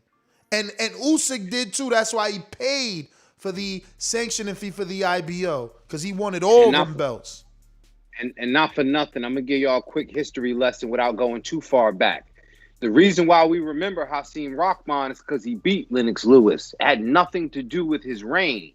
but we remember him and we recognize him because who he beat and when he beat him and how he beat him, right? So Usyk beat Anthony Joshua, regardless of what you think of him, the unified champ that was defending the unified belt all this other time until he lost him before. When you do that, you cannot take away from Usyk, and that's where people got to be careful. Stop shitting on Usyk by trying to detract so much from AJ. AJ didn't box well, cool. He should have bullied him, cool. Stop shitting on Usyk. Like, that's wild disrespectful, because all of a sudden, now the people that in the same breath that will say, I had Usyk beating AJ, they won't say, because I believe that Usyk was that good and he should have been on the pound for pound list. They just keep saying, I knew Usyk was going to win because AJ ain't shit. And that's kind of skewing your boxing knowledge. Y'all got to represent your boxing knowledge better than that. Yeah, that don't make sense, man. That is unfair. First of all, you know, and this is what I'm saying. Like, people call me biased, but I show you evolution before your eyes, and it goes right over your fucking head. Like, I never gave Usyk credit on this show. It didn't matter what he done. I didn't care. He fought in a division I didn't care about. Then he moved up and fought dudes I didn't care about. And when he went into this fight, I counted him out. But he won the fight. And then in retrospect, you start to think he undisputed the cruiserweight division. And he just beat a unified 4-belt champ in 19 fights. Not Tio, not Loma, not fucking Floyd, not Pacquiao, not Oscar, not even Mike, not even Tyson. Tyson had what, 21 fights, or was he 21? What am I mixing up here? How many fights did Tyson have? No, he was 19. He was 19 years old with 21 fights. I believe. Well, there you fucking 21. go. Not even Mike then. So it's like, why are we such haters? And I ain't talking about just Steve. It's just like a lot of you boxing fans, like, what the fuck is wrong with you? Like, bro, you got to get a man credit, man. And if Andy could become the first Mexican unified champ because he beat AJ, why we can't give Usyk credit? And again, he's being compared to Evander now. His run at cruiserweight, I mean, I don't know, Mitty, I need you to maybe come on, or another UK dude, because I feel like I may not be giving McRanelli as much credit as a UK dude might give McRanelli, like for David Hayes' cruiserweight run. But then when you think about David Hay going from cruiserweight to heavyweight, he beat a dude with like giantism with 2 knee pads, and he was slow as fuck. My heart beats faster than the dude moving in the ring that day. Valuev or Value, whatever. So it's like Usyk goes up there and beats a young stud of a heavyweight, and we're at his prime. We're trying to detract. We're trying to take away. It's just corny. I just don't get that. Like, yo, yeah, I don't even think that's an exciting argument, or even an exciting like point of Usyk and AJ's fight. Like, oh, he got beat by a cruiserweight. Yo, you know, okay, let's just run with. Evander was a cruiserweight, man. That's what I'm saying. Let's just run with, like, yo, he's getting compared to Evander. That's it. People move up, man, and you know, I know you got to rank him high. If you rank Crawford high for beating up lightweights and junior lightweights and welterweights, this dude just beat one of the faces of boxing at the heaviest weight. You know what I'm saying? With a Joker suit on, bruh. I'm mad though. I didn't expect it. Let me keep it moving. I'm more mad that AJ lost. Me too. I respect Usyk 100%, and I just feel like, again, Usyk upset. AJ ain't even drop him either. That's another crazy thing. Yeah. I was at least expecting a knockdown. Yo, AJ sat on the ropes on the 12th round. That last moment, he sat on the ropes. Yeah. And there's people complaining that because of the time clock and the actual bell ringing, they're wondering did the fight get stopped early. Yeah, I saw that too. I just feel like, again, man, AJ just was not enough for Usyk yesterday. And everybody can say what they want to say. They weren't in the ring.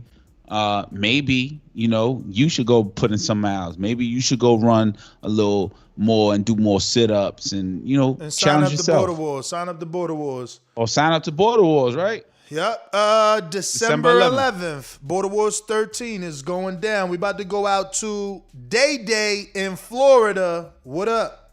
Day. What it do, my boy? How are you, man? What up, my boy? Hey, bro, you see how they do the black man, bro? You got a nigga that just lost a fight, and you wanna accuse him of being on steroids. Nigga, he's black, nigga. If Deontay Wilder wanted to look like AJ, he can look like that in 2 weeks, lifting weights, bro. True. You feel me? But me personally, I think AJ can beat Usyk. It's just AJ's soft, bro. You know what I'm saying? Like, he's a beta male light skinned nigga. He gotta tap into that dark skin aggressive side. You feel me? If he do that and he's just aggressive, I think he can whoop Usyk's ass in a rematch. That's my opinion. I just think AJ's a nice guy. You know what I'm saying? Yeah. He's too nice, man. He got to be more aggressive in that ring, bro. You feel me? I think he can get the job done. Well, all right, champ. Thank you for calling. Oh, yeah, another thing. Why is Steve not bringing up Canelo? Because if you look at Canelo in the first Triple G fight, which he lost, in my opinion, he was on steroids and he was gassing out. Canelo used to always gas out in the middle to late rounds. Why you not talking about that? But you talking about AJ. You feel me? Oh, yeah, and I want to say this, bro. I think that what's the dude who Canelo's fighting? What's his name? Caleb Plant. Hey, bruh, I think that boy Plant is in Canelo's head, bruh. You know what I'm saying? Canelo always calling people motherfuckers. He said it to who is it? Demetrius Andrian? Yeah. Motherfucker, get out of here. When the nigga call, that.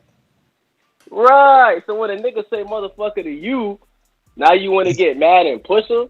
Nah, talk about this about your moms. Like, you talk about my moms.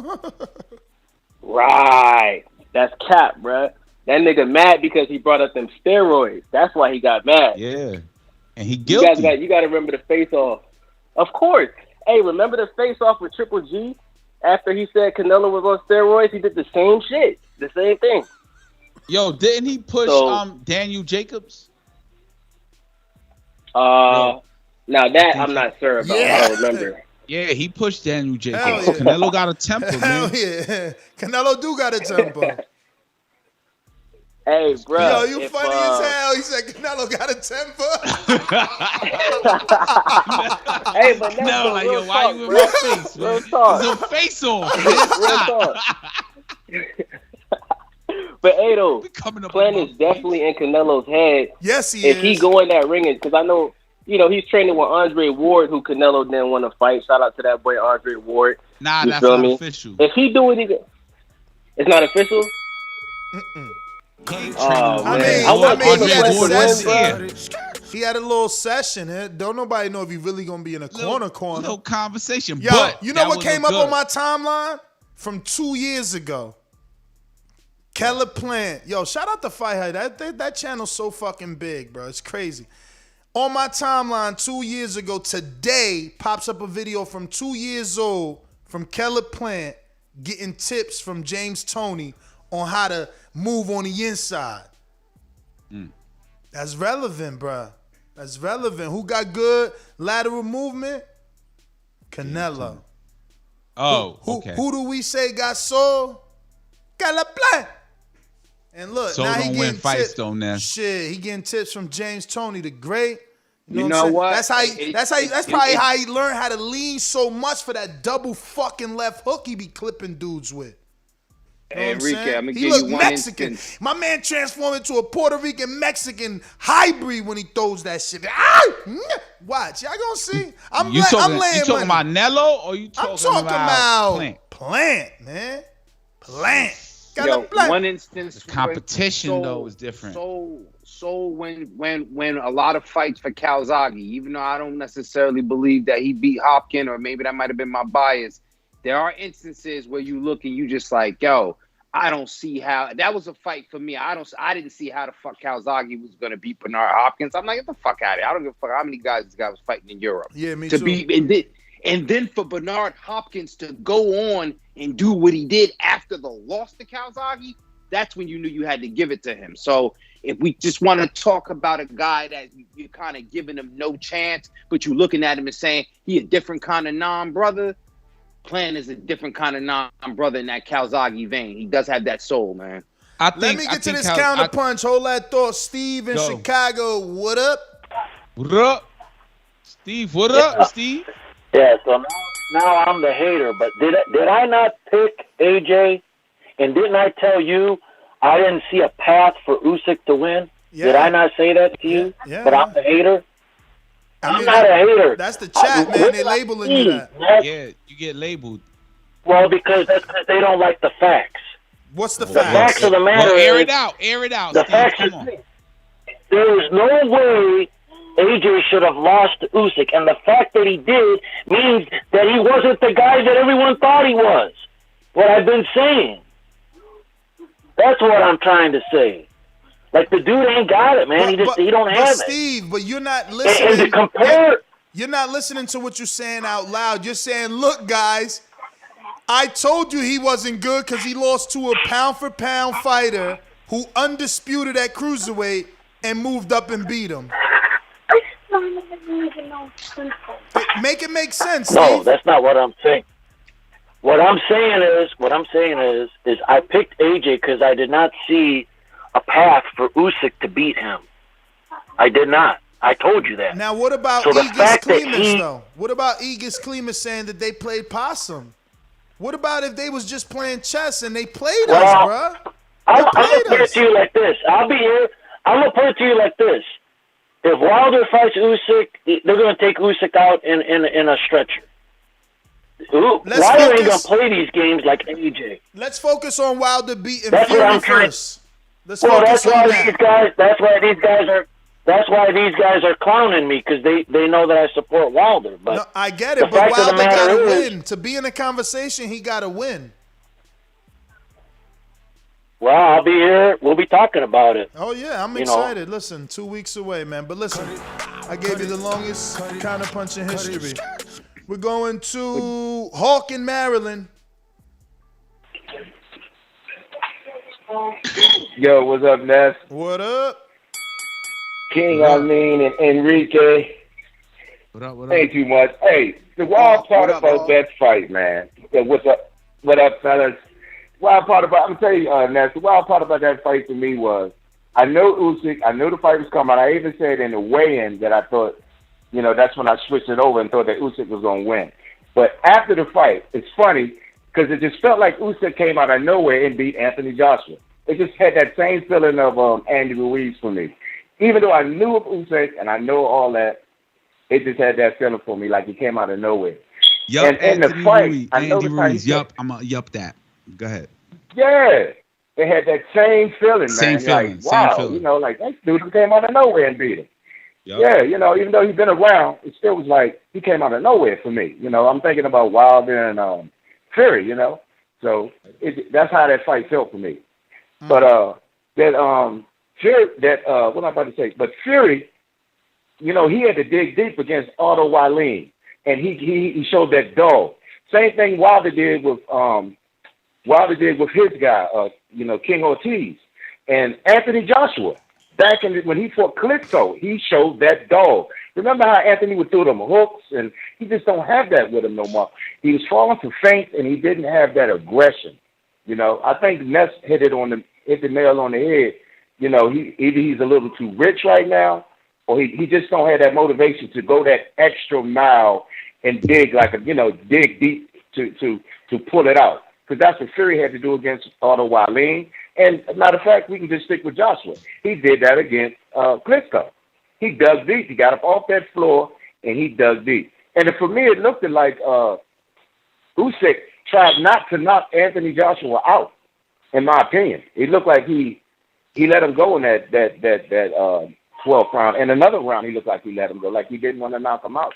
It seemed kind of strange to me that in that fight. But I am waiting for that Caleb Plant, because it's nothing like seeing two alpha males go at it, and both of them fighting for a purpose.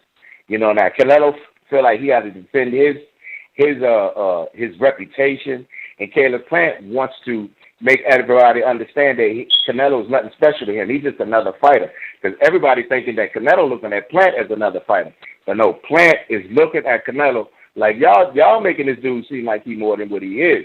He's just another fighter. And with a fighter going into a fight like that, you can't count him out. No kind of way, shape, form, or fashion. So, but that's my call. You just described Wilder Fury 3, which is before that fight. Right. I got James Benitez with a super chat that says, Yo Ness, random. What if next year Earl doesn't come back? IBF makes him vacate. Do you see Boots and Abdurakhorov matchup? Boots getting moved fragile. A vacant title. See him only winning vacants. Damn, yo, you keeping your consistent Boots hate, I'll tell you that. Let me see what Boots looking like on that IBF ranking right now for you, James. We are on the Boxing Voice website, going to the rankings, and at 147. And while you do that, I think that like a lot of spectators, they don't know what fighters go through. And think about yourself. You go to the gym, if you work out consistently, you may a day be like, man, I ain't trying to, I'm just going to go do some cardio. Fuck that, I ain't lifting this. And you go do your cardio, and then you might give up a little bit. It's possible, man. He can definitely you might push do through. It. Like, it's just so much in your head. Now, put yourself in a fighter's position. Mm-hmm. You got the checks. You got the investments now, and you getting money, and now you got to go work out to get another $1 million, which is beautiful. Do you put your heart into way it? more than $1 million for AJ though? That's what I'm saying. Like, how do you lose the hunger when your fights are like 30-something mil a piece? But just to go back to the super chat, Jaron is number 4. Quadratilo Abdurakhorov is number 1. Pacquiao, who's one of our topics, and his advisor is saying isn't retired, is number 3, but definitely going for president. And Sean Porter, who's busy with Crawford, which will drop if he loses or get higher if he wins. Actually disappear if he wins. If he beats Crawford, he'll be the champion at the WBO. Hence, the IBF will eliminate him from the rankings. And if he loses to Crawford, the IBF will definitely drop him in their rankings. Let me get to another super chat from James Benitez, back to back. He says, Triller dropped the ball on Tio. The fight will not sell 2,000 tickets. Should Triller move it to a community or civic center?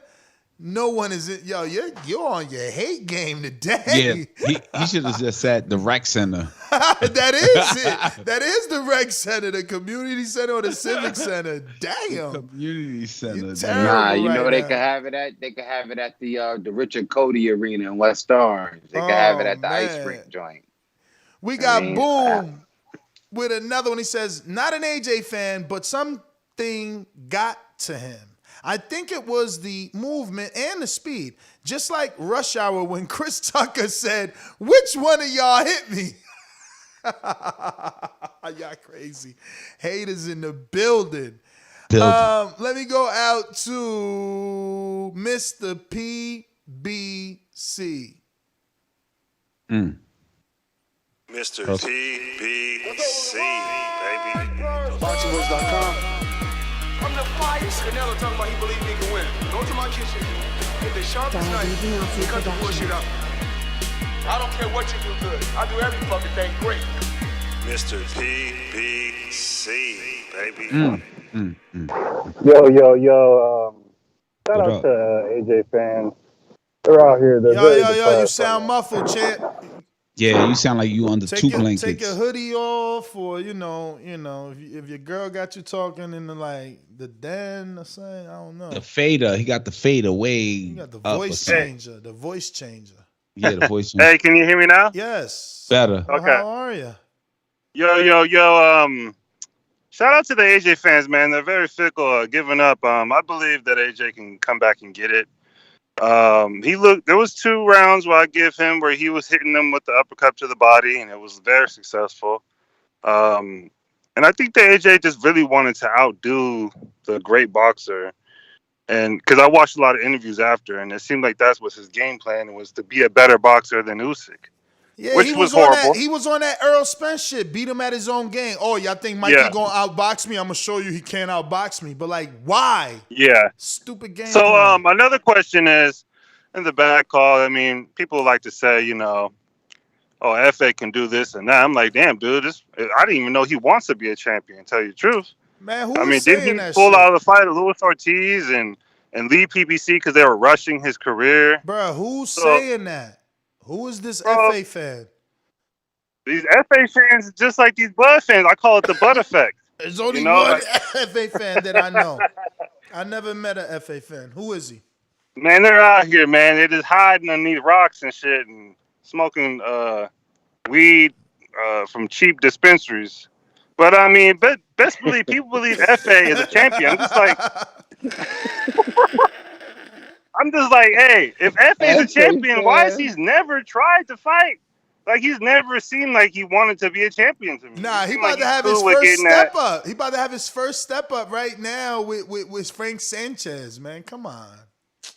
Man, I'm just saying, man, he ain't beating no top fighters. Like, people saying he beating Usyk, bro. He pulled out the fight with Luis Ortiz and left PBC because they were rushing him. So, that's my call. AJ gonna get it back. Y'all need to stop tripping. Don't jump out the window quite yet.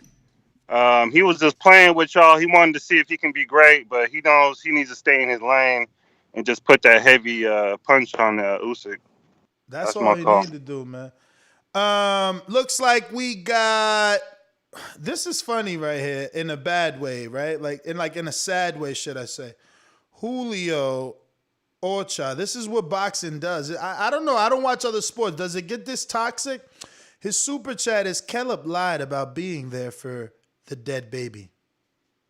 Oh my God. Exactly. Like that's where boxing fans go. Like, he's so, and this is what I'm saying. Like, people don't believe me when I say that these fight fans get emotional, right? It's like, he's so emotional that Caleb smacked his favorite fighter and is calling him a motherfucker and is making shirts that's his way of being a super fan to Canelo.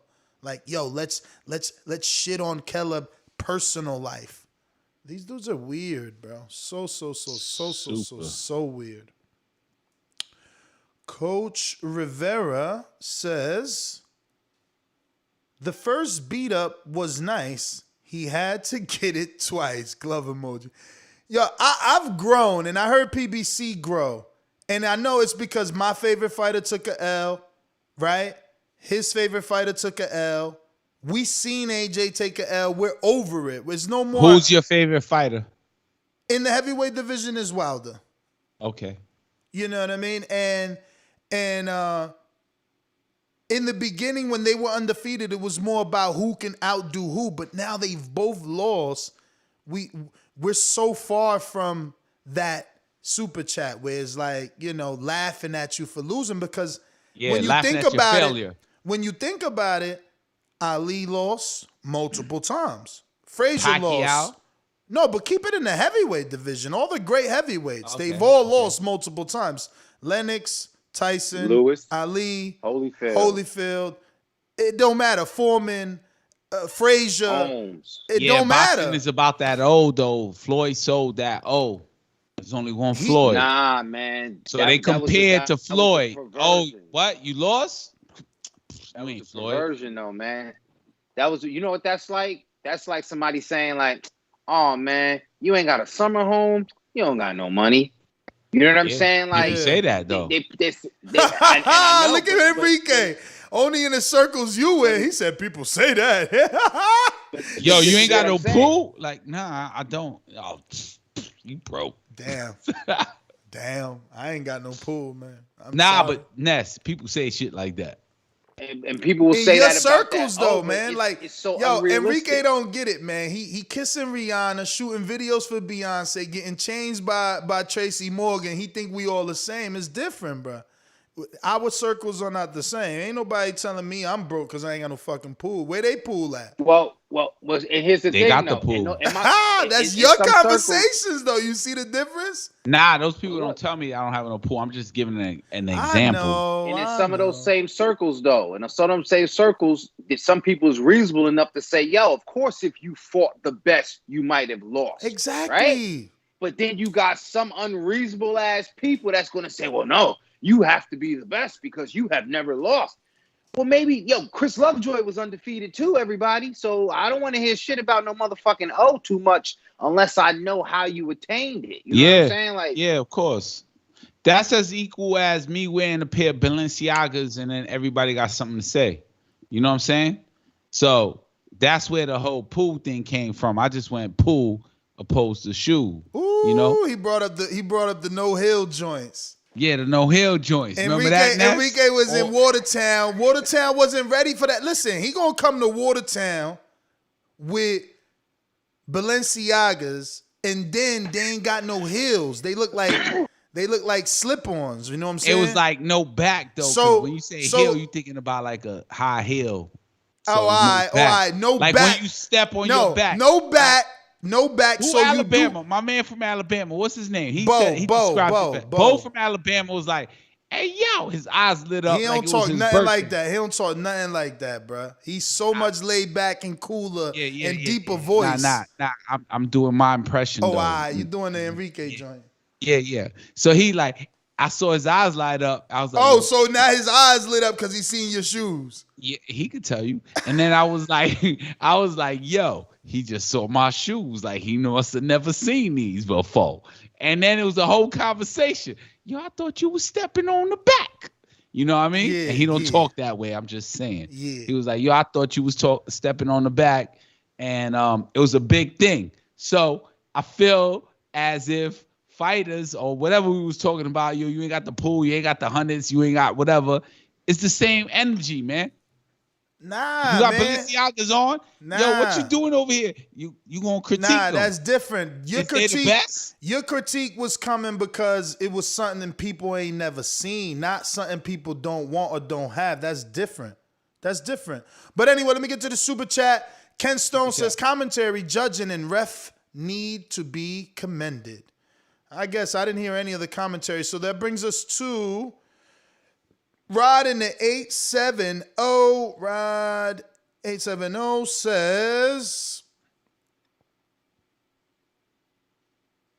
he lost to a non-puncher, Cruiser, not the guy. And then he comes right back and says, AJ is soft with a glass chin. He's a hype job. Not great. 100. I guess, guys. We got a counterpunch from Steve in Chicago. What up? Yeah, you hear me? Yep. What up? All right. Let's lay out another fact about AJ. Can we all agree that he's pretty much had his career laid out for him, and he's always had like the golden spoon per se? Since he won Olympic gold, he always fights at home. The one time he came over here, he got beat. They had to drag the fight to Saudi Arabia. Like, he's always getting catered to. And I know what you're going to say. He's the A side. He brings in the money, the fans. Okay, I get it. And I agree with that. But what I'm saying is we also have to look at the other side. So we have to look at the guys that beat him, like Ruiz and Usyk, okay? And I'm not taking anything away from Usyk. All I'm trying to say is if AJ doesn't have everything laid out for him, what would have happened to AJ in some of these other, and honestly, I've told you before, I thought the Parker fight, I thought he won that fight. But let's leave that alone. AJ won, that's fine. That's what BoxRec says. But if his career wasn't laid out by Eddie and maneuvered in a certain way, where would he be? And I mean, that could be said about anybody, but the truth is this, man. Oleksandr Usyk, pound for pound fighter before he got to the heavyweight division because he undisputed. Same argument for Crawford. Pulev, top 10 heavyweight. Andy, let's say he wasn't a top 10 heavyweight, which I'm not sure that he wasn't, right? Could we name 10 fighters? Top 15 at least. But could you name 10 fighters back in 2019 that were better than Andy? Give me 10. No, he'd probably come in he'd probably come in 6. All right. 6 or 7. 6 is too high. I think he would be definitely in the 10s or 9s before the win. Before the win to Joshua, he had to be like a 10, 9, 11, something like that. Well, let's do it like this. In no particular order. Let's do Fury, AJ, Wilder, Ortiz. Mm-hmm. Dillian, Povetkin, and then 6. That's what. Oh, okay. See, you got Povetkin. Okay, yeah. Back in you said 2019. Yeah, sure. Even Povetkin, Kovnacki, Martin in there. In 2019, I don't think Martin would be there, but Adam Kovnacki, maybe Hellenius, maybe Andy. That's what I'm saying. Like, to say Andy wasn't a top 10. Moving along though, right? Alexander Povetkin, we said he's top 10. Joseph Parker, champion, obviously top 10. Carlos Takam, maybe that could be argued he was top 15. Vladimir Klitschko, definitely top 10, even with the inactivity, legendary name, Hall of Famer, all that greatness. Common opponent, Eric Molina, do we really need to worry whether he was top 10? Wilder fought him, good enough for Wilder, good enough for Areola. Like, you sound crazy trying to say AJ ain't the guy when he has a better resume than 98% of the other heavyweights. I'm just, I don't know. It doesn't make any sense to me. But we're going to keep the lines moving, looking like we got in Chicago, Rick in San Antonio. What up? Hey, what's up, guys? I watched the fight. I thought it was a really good fight, in my opinion. These are two of the best fighters in their division, and this is what it's about. I don't understand why people are bitching about Usyk winning or AJ losing. I give both guys respect. AJ took his loss like a champ, showed respect afterward. Usyk did the same thing, walked over to the corner. I mean, this is what it's about. Whether people feel Usyk's too small, I feel he's fucking skilled, and that's why he won that fight. Somebody said earlier that they feel something was fishy about the fight because Usyk wasn't trying. He was trying. He just didn't have the power, but he had the skill to win. That last round, he went for it. He just didn't have the pop. If it was the other way around, AJ probably would have took out Usyk, but that's not what happened. So I give both men respect. I give Usyk his props. I thought it was a 50-50 fight myself. I slightly went with AJ cautiously, and this was why. Because I knew what Usyk was capable of. But I figured AJ would have the power and the size, and he was at home. I figured he would get that decision. He would be able to edge it out, but he didn't. Usyk proved a lot of people wrong. He proved why he conquered the cruiserweight division, and now he's coming up to do the same thing at heavyweight. So I have a question. Do you guys know, in that rematch clause, is there a voluntary fight in between they do the rematch, or does it have to be an immediate rematch? Man, I don't know that. That's some verbiage that we never heard of. I would assume no, bro, because you always, unless you do and that would be some super duper A-side. Imagine A-side sends you a contract that says, if I lose, I get a voluntary and you must do a non-title voluntary. Man, that shit sounds insane. Because imagine if I'm the champ. No, just think about it. Imagine if AJ is the champ with the rematch clause. He loses, so now he activates his rematch clause, but he wants his voluntary first, right? And then Usyk loses to whoever the belts exchange hands. AJ's contract is worth shit. So that means that in that contract, he's got to tell Usyk, yeah, you can have an in-between fight as well, but you just can't put the titles on the line. Yeah, it was just a question. I mean, I don't know the particulars of the contract. I just know there's there was a clause for a rematch, and the only reason I was asking that because I would like to see Usyk fight the winner of Fury and Wilder. I think that would be good, but I mean that's my call for the most At part, least man. you're I keeping thought that it was a same good energy. fight. I enjoyed the fight. Most people, Yeah, you know. I enjoyed the fight, man. All right. Most people, you know, wanted Wilder to step aside and to not fight and let AJ fight Fury. So at least you want that. We got a Hey, counter. look, what if, Go ahead. real quick, what if AJ and Joe Joyce, right? Wow. That's a You know tough what I'm fight, saying? man. That's a tough fight. Joe Joyce, after that Dubois fight, man, that discipline ass jab, he's become dangerous in my opinion. Anybody with a jab that discipline is dangerous. I'm just, I'm just, going off the rails right here. Somehow or another, there's a fight to where Bro. they say, you know what, the bullshit, like that, and then they go, AJ go and fight Joe Joyce. It's crazy try to you get bring that up belt. Joyce. It's crazy you bring up Joyce. Subliminally, he's in this conversation. He's got like a WBO interim, right? Then he beat. Yeah, that's why I said that. And they did like some sort of eliminator, him and Dubois for this position. Like so, and they met in the World Boxing Super Series. That would be interesting. See, as a hardcore, I watched that World Boxing Super Series fight. Or what was it? Was it World Boxing Super Series or the WS? Some shit, you know. Yeah, that was it. World Super Series of Boxing. There you go. So that one, so like for them to see each other in the heavyweight division, that would be crazy. There's some storyline there. Let me get to the super chat. Ken Stone says, give Usyk his flowers. We should be happy we're seeing a living legend in his prime doing his thing. 2-time undisputed. Let's go Ukrainian, built different. Stop lying. 1-time undisputed. He would need to beat Fury Wilder winner to be 2-time. But unless you're just like wishfully thinking, I get it. We got another one from Julio Ocha, continuing his Canelo love.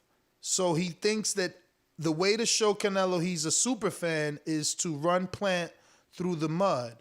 Ness, ask the baby mom, you were talking but liars, whatever that means. I guess English may not be the first language. Looks like we're gonna go back to the phone lines. I got Info Joe in California. Uh-oh, Joe. Looks like Steve said, or rather, Dom counterpunch. What up? Yo. Mm-hmm. For people to think that, this is like some god destroyer, he's the greatest boxer alive. If you go back and listen to how AJ's been speaking, this dude was trying to compete against himself. I think he went in that ring fighting himself.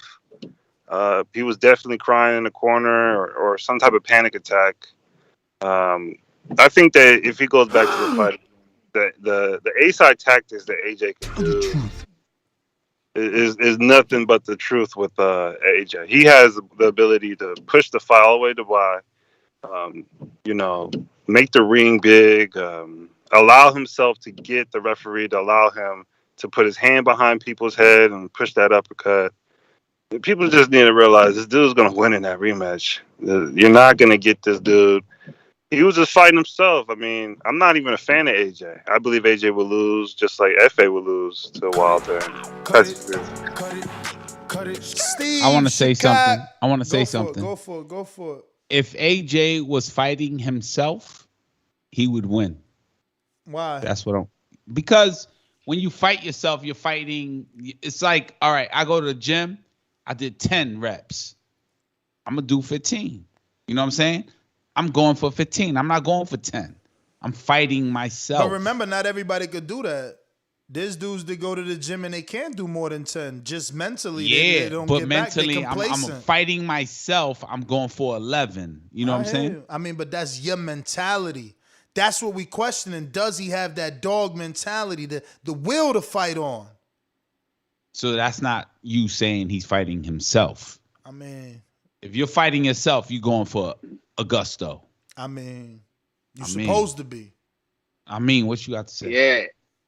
I think, AJ I is mean, more not like, to be confused with, nah, Enrique lyricist. He delivered different. I know the difference when he deliver.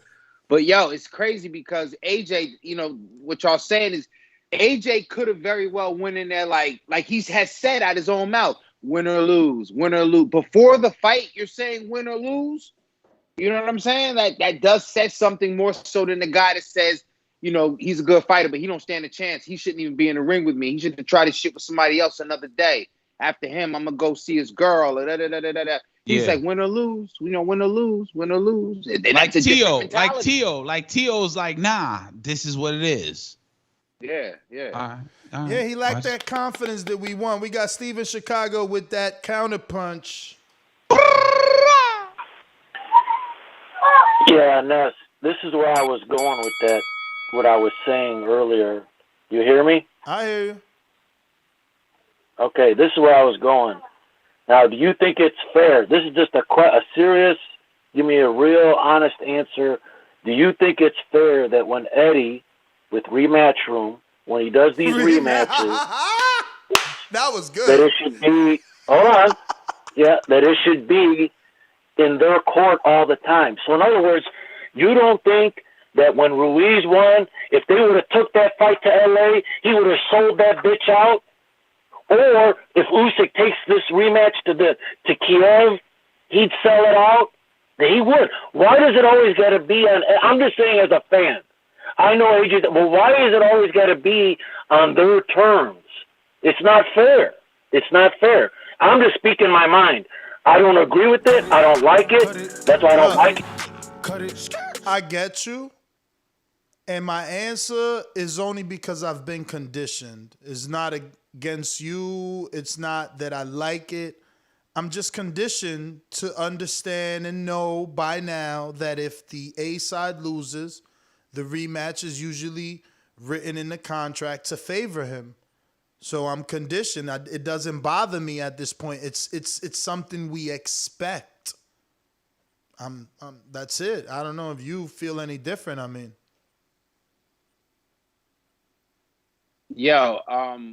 I think it's part of that business part that we don't like sometimes. Because remember that that A side slut talk when you go in there, AJ and Eddie go in there smiling. And again, Eddie's more smiling than AJ, but he's like, yeah, okay, cool. How much you want to get paid? We can do that. It's a rematch clause, right? Okay, cool. What do you want to have it at? London. Yeah, AJ's from Tottenham, So that's how they're going to go in there. That's just the business part. In Usyk, the second fight, you might have some sort of leverages, but I don't think they get the leverage of venue because remember, there's a business element that's going to create money. So unless, Usyk is coming, and saying like, yo, when we go to Kiev, I got a venue there and it's 110,000 seats and we can sell 100,000 of those seats, then it doesn't matter where the fuck he want to fight. It matters where they can get the most money, I would think, as understanding that part of the business. And maybe I'm wrong. Nah, you're right. We got Coach Rivera that says, hey, Ness, royalty, color purple, TBV belt. So you suggesting that we do one in purple? Wow.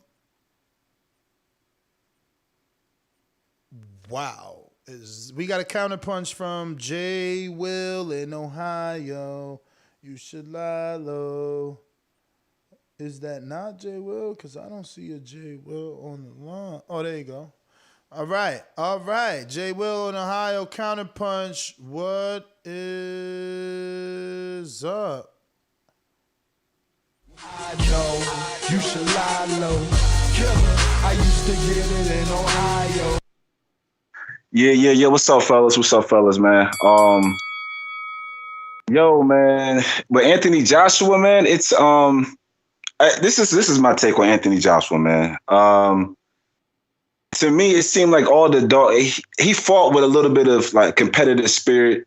It wasn't like a true fighter competitive spirit, like when he was fighting the likes of Dillian White and Klitschko and them, but he had some type of a competitive fervor in him.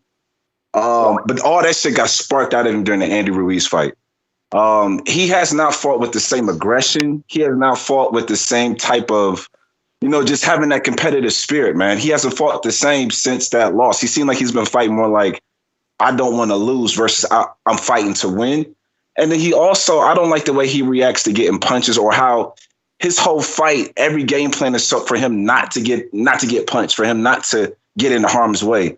But, with Usyk, you had to get in harm's way to get him out of there because harm's way it's a cruiserweight. So, yeah, you're going to get touched.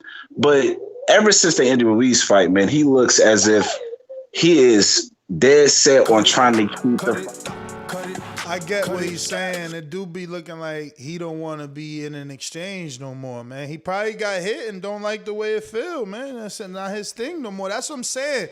And when you get a certain tax bracket, you make a certain amount of money, you got a certain amount of privilege, and it's like, why am I even doing this anymore? You know what I'm saying? Like, he don't need to.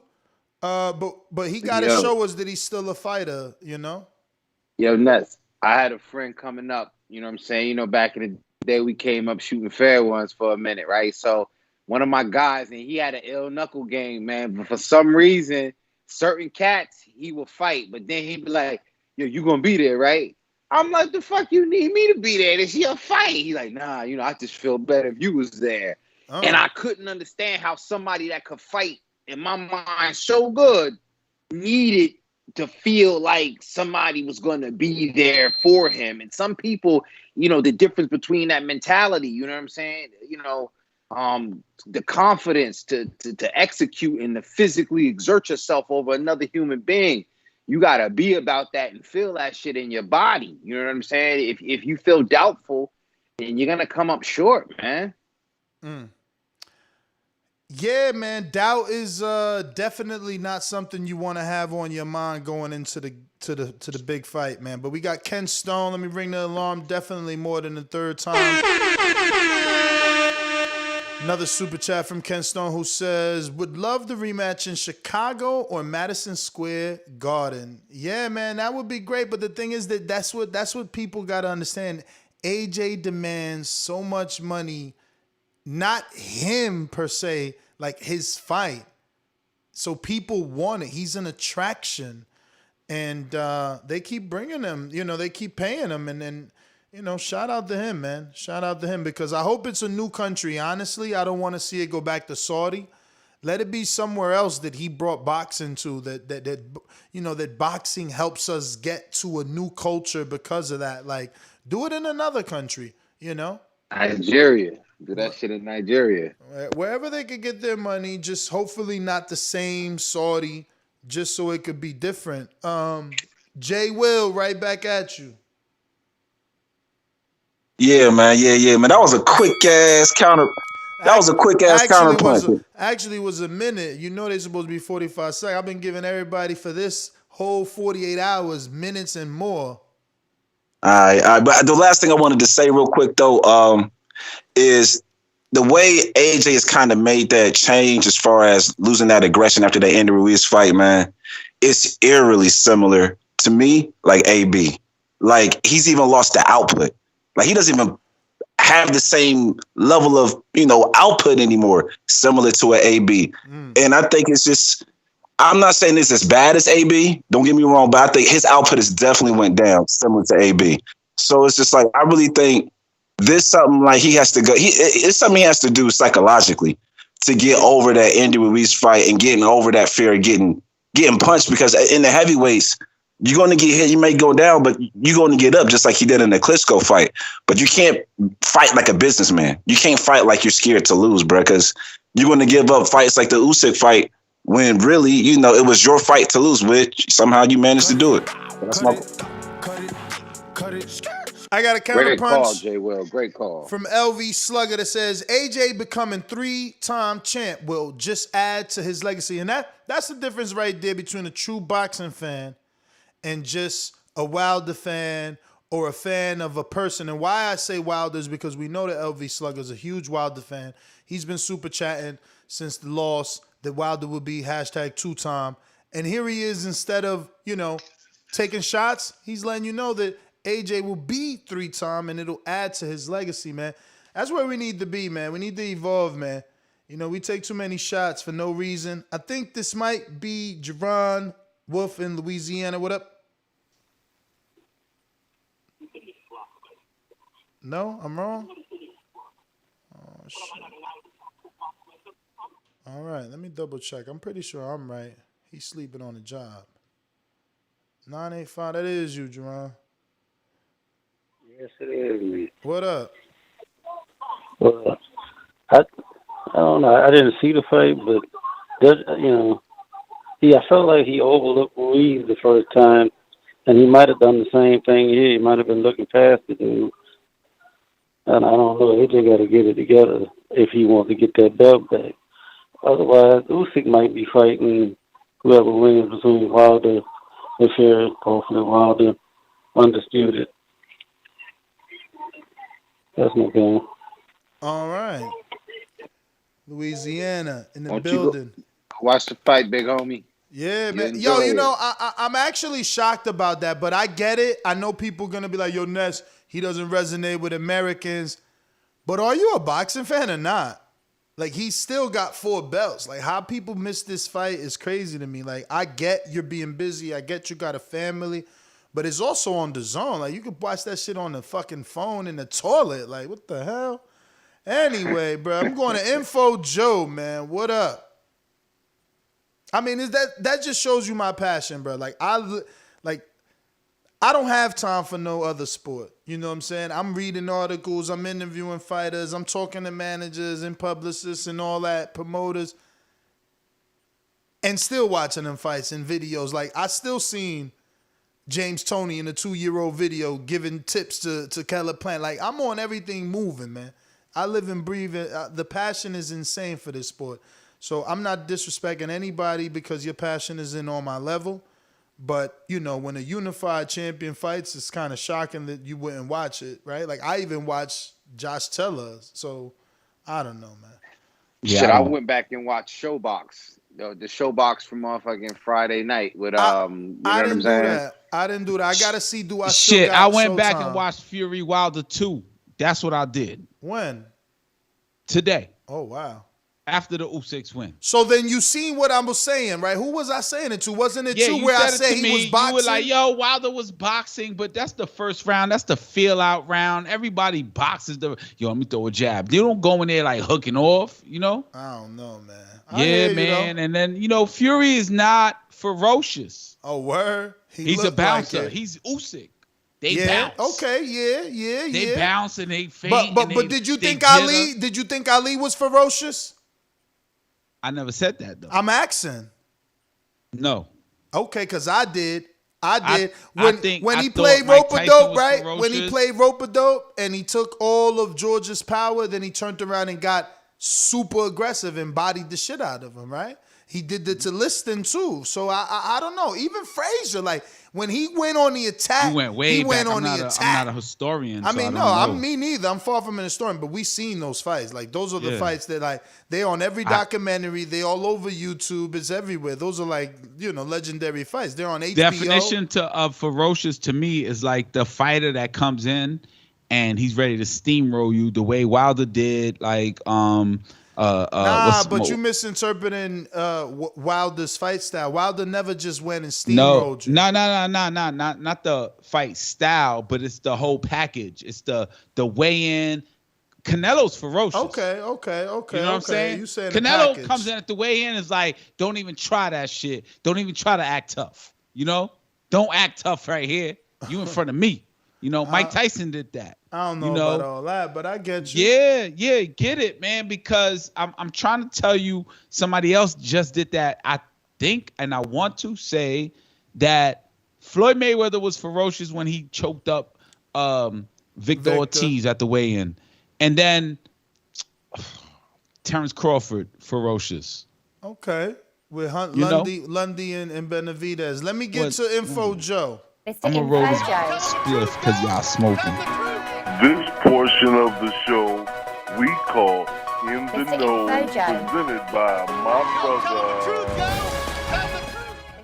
He said, I'm going to roll a spliff because y'all smoking. Meanwhile, he already had it rolled. Get out of here. Go ahead, Joe. Nah, I rolled Classic. What up, Cass?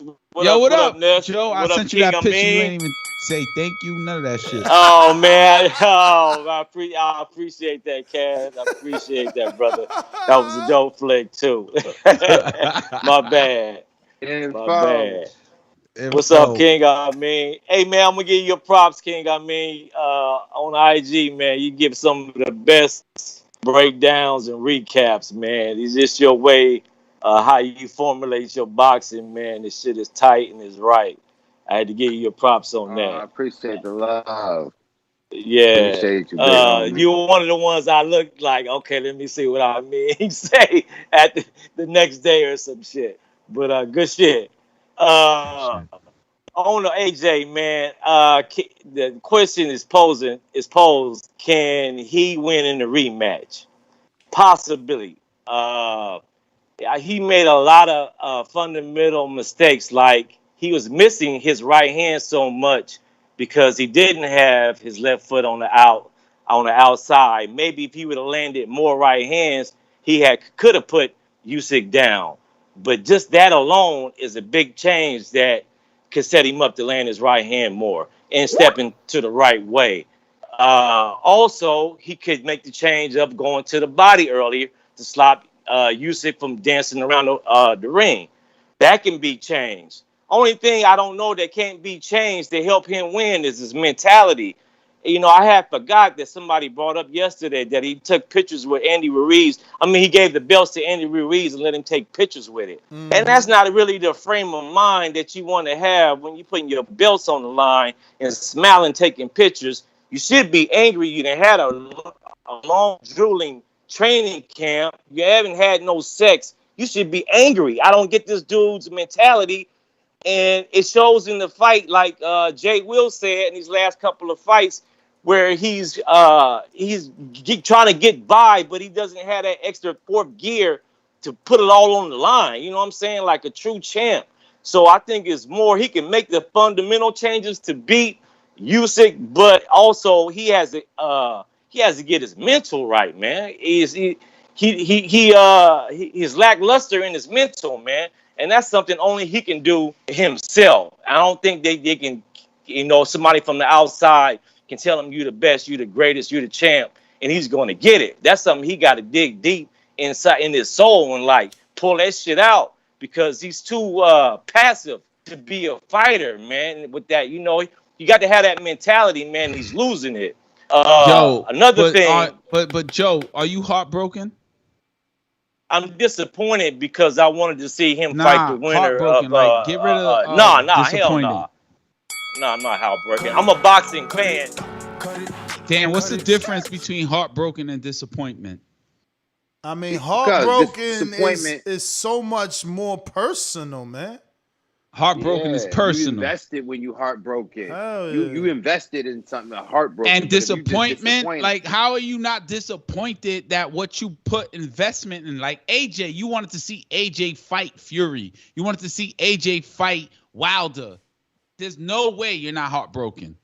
You're just scared of the word heart. I think disappointed and heartbroken, are two different things, but I guess they can mean the same if you wanted to in this situation. I mean, I'm disappointed, but I'm disappointed at the entire heavyweight division. I always wanted Wilder AJ.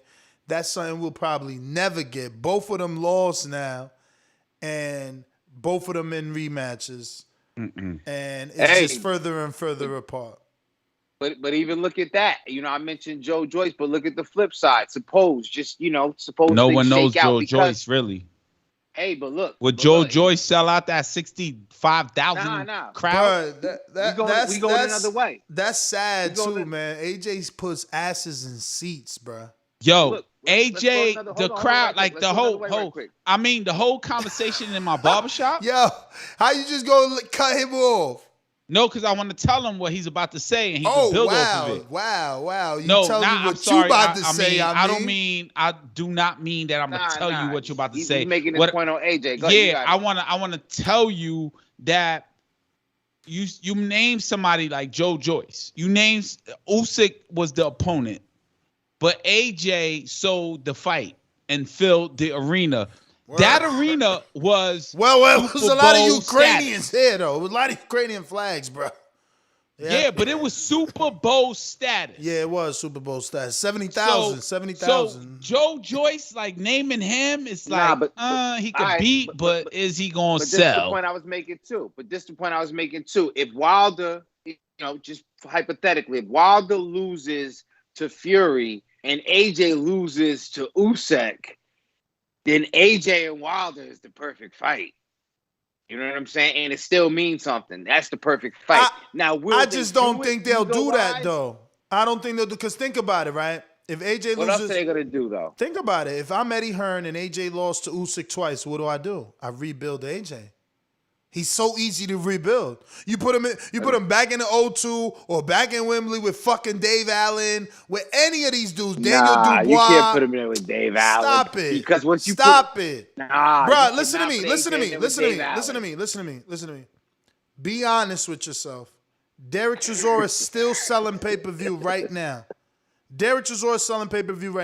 I never heard of Sanaa Gashi or whatever the fuck is his name until Chisora fought him. There's people that we never seen or heard of until Chisora fought him. So why wouldn't they do it with AJ, who's a bigger ticket seller, a bigger pay-per-view draw? Chisora is a journeyman still on pay-per-view out there. You crazy they won't rebuild that man. You're crazy. But I feel like if you David Allen, why not put him in there against at that point? At that point, if Tony Yoka's in the mix. If you have, I mean, it all depends, though. Look, the thing is, we got to see how does he win that second fight, or rather lose that second fight, to think about who's gonna be his next opponent. And the reason I say Dave Allen is because if you lose the fight, if you lose that second fight, we're rebuilding. We're changing the entire team. You know what I mean? He might be training in America for all we know with Manny Robles. I was going to say that. You know, he might be in America with Manny Robles. Like, you just don't know what 2 back-to-back losses is going to mean for anyone's career and what changes will come next. That's all. Aaron Cali.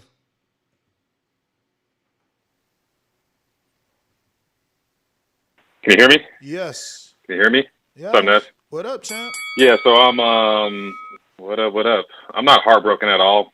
Just more disappointed.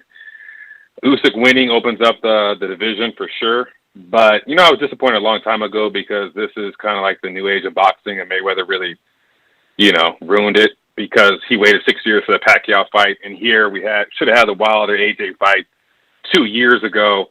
And it's probably going to end up like Bo and Lewis. We'll probably never get it. And if we do get it, it will never be as big as it could have been. I see AJ losing in the rematch. I actually think he's going to get knocked out. And I think Wilder wins. So, I think UK heavyweight boxing is going to be on life support because at that point, Fury and AJ are going to have to rebuild. And then after that, I mean, you see all the other fights that are ruined because now you're not going to have AJ Ruiz 3. That trilogy is not anywhere close. I think if Wilder beats Fury, he's going to have to wait on Usyk. So Wilder's going to have I disagree. You could definitely do AJ Ruiz 3, bro. Neither one of them have a belt. You could, but he loses to Usyk. Again, neither one of them got a belt. Yeah, but what I'm saying is not going to be as big. You see what I mean? Not with the belt's not on the line. Never. So, and if AJ loses to Usyk, he's going to have to rebuild. He's not going to rebuild against Ruiz. And I think Wilder, if he beats Fury, he's going to have Ruiz lined up, and then Dylan White. The WBC is going to order White. So those 2 fights are going to be for Wilder. If he doesn't go straight into the undisputed, I think Usyk will go for the undisputed for sure. But that will be it, And I don't get caught up in legacy with AJ. I mean, I do hope he wins, but being 2, 3, 4-time champ, I mean, that's a little bit overrated, and I'll tell you why. I mean, why is that more happening now? Like Holyfield's a 5-time champ compared to back in the day. See, that's casual talk. See, why wasn't Ali a 5-time champ? The reason why is because it's undisputed. So anytime you win back a share of the heavyweight championship, you're heavyweight champ for the second time or the third time. The reason Joe Louis and Muhammad Ali and all the guys in the day weren't repeated heavyweight champs is because it was an undisputed title. So yeah, AJ on paper is going to look like he's a 3-time champ, but I don't really get caught in that because to me that's a little overrated because it's not undisputed title on the line. So I hope he wins. I think he gets knocked out. I think it's good for the division. It's going to open up the division. I don't think Usyk will duck anybody. I think the only fight for him, if he beats AJ, would be Joy Joyce because I know Frank Warren, they're pushing for that a little bit, the rematch of the Olympics, but hopefully they can go into undisputed. I mean, we were going to get undisputed this year anyways. We were going to get it next year. Last thing, too, Usyk's manager after the fight with AJ said that the rematch is immediate rematch. So Usyk cannot take a fight in between the rematch with AJ. He has to go straight into the rematch, and that will happen. I don't think AJ can do enough, and I think if anyone has to blame in this, it's McCracken. It's AJ's trainer. Cut it. Stone Bone Boxing, Colorado. What up? What up? What up? What's good? Yeah, man. They throwing AJ under the bus, man. He a bum. They had 70,000 people in there watching him, but he a bum though. You know, like, Ness. I'm gonna say this: if you my management and I'm selling 70,000, 100,000 tickets for you, and you don't got me a rematch clause, what you think I'm gonna do for you? What you think gonna happen the very next day? You fired. You fired. You think I'm gonna? Listen? How many guys how many guys, period, in any sport can take a loss like he did and go make double in the rematch in the desert? Like, it's something going right in his career. Like, everybody act like everything is wrong. All these guys, Eddie has done him so wrong. And listen, Eddie made him the highest paid guy probably in boxing since Floyd. Canelo ain't getting 60 mil and Canelo getting 40, 50 now. But man, it was shocking to me to see the speed. But I always knew that he was gonna have those problems. Look at what Joseph Parker was able to do, moving away from him and making him chase him. So you knew he was a big guy. He's going to have problems with guys that can move in and out. That's why I thought Wilder was too explosive with his feet that he would knock AJ out. Fury is just too good on all levels. I think he would dominate an AJ.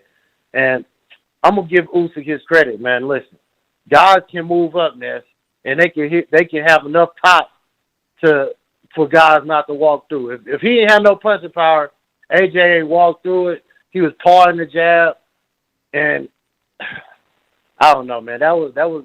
I can't even say it was shocking after what Andy did to him, but it is a major upset, and I'm willing to give him that. And he moving up in the ranks. And listen, man, let's give these guys their credit. They get in there fighting, and we talk stuff about Sean Porter for never having a rematch clause and all this, but when a guy really have them and they earn them and they deserving them, somehow we supposed to cry about it. Why am I gonna cry when the 4-belt champion got a rematch clause against a mandatory who fighting over here in America? And quit acting like Usyk didn't pull out of the Ness. He pulled out of the fight against your brother, right? What was your brother's name? Your twin brother? He pulled out. Now Usyk ain't gonna duck nobody. He's a real champion. This dude, listen, he only had 3-4 heavyweight fights. He pulled out of more fights than he had. So let's stop acting like he ain't gonna pull out of fights and so-called fake injuries. We heard he had a hand injury when he pulled out against your brother. We know what Chris Conwell told us about hand injuries. So I'll leave it at that, man. Shout out to him. And Caleb Plant, stay on the neck, man. Put out the T-shirts, put out the memes on Instagram, troll the hell out of Canelo. He acting like he don't know English, but he's speaking damn good English right now because them DAZN texts is cashing in dollar bills and not pesos. So he know English very well. I'll let y'all later. All right. We got James in Alabama. What up?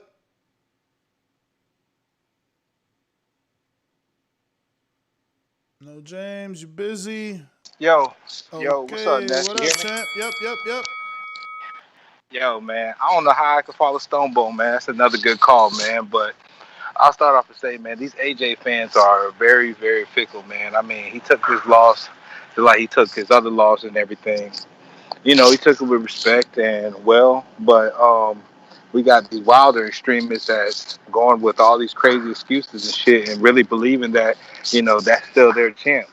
I really believe a real champ doesn't make excuses, man. So, you know, win, lose, or draw, man. I got a higher respect for AJ, man. On another note, man, to continue on my hate, man. Hey, man, you think that Boots shit really should be a main event? That Boots and Delorme? Because I That's think a how main Boots. event. I'm just asking. I'm just saying, man, because they're trying Where? to poster him up. Man, who Is it knows, man? is it Who is knows? it I'm just, well, Showtime? let me. Showtime probably, but let me just get this off, man. Like, don't you think like with how he's being moved, man? That's like a Showbox Future Generation type of fight, though. Nah, man. Delorme been Come on. on, man. I Come mean, on, man. Let's be real. Let's be real, Ness. yo, You going backwards in the rankings, man. they just had Areola on pay-per-view, bro. Come on. Okay, okay. All right, cool. So yeah, if that turns out to be a little cheap pay-per-view, you gonna pay for that boot shit? Boots on pay-per-view? I'm just saying, man. Like, if you're comparing them to the Areola Ruiz and shit like that, I mean, would you pay for it Areola was if the you didn't have a B-side. subscription? Areola was the B-side, and this ain't on pay-per-view. That's the difference. Like, they ain't even charging you for this.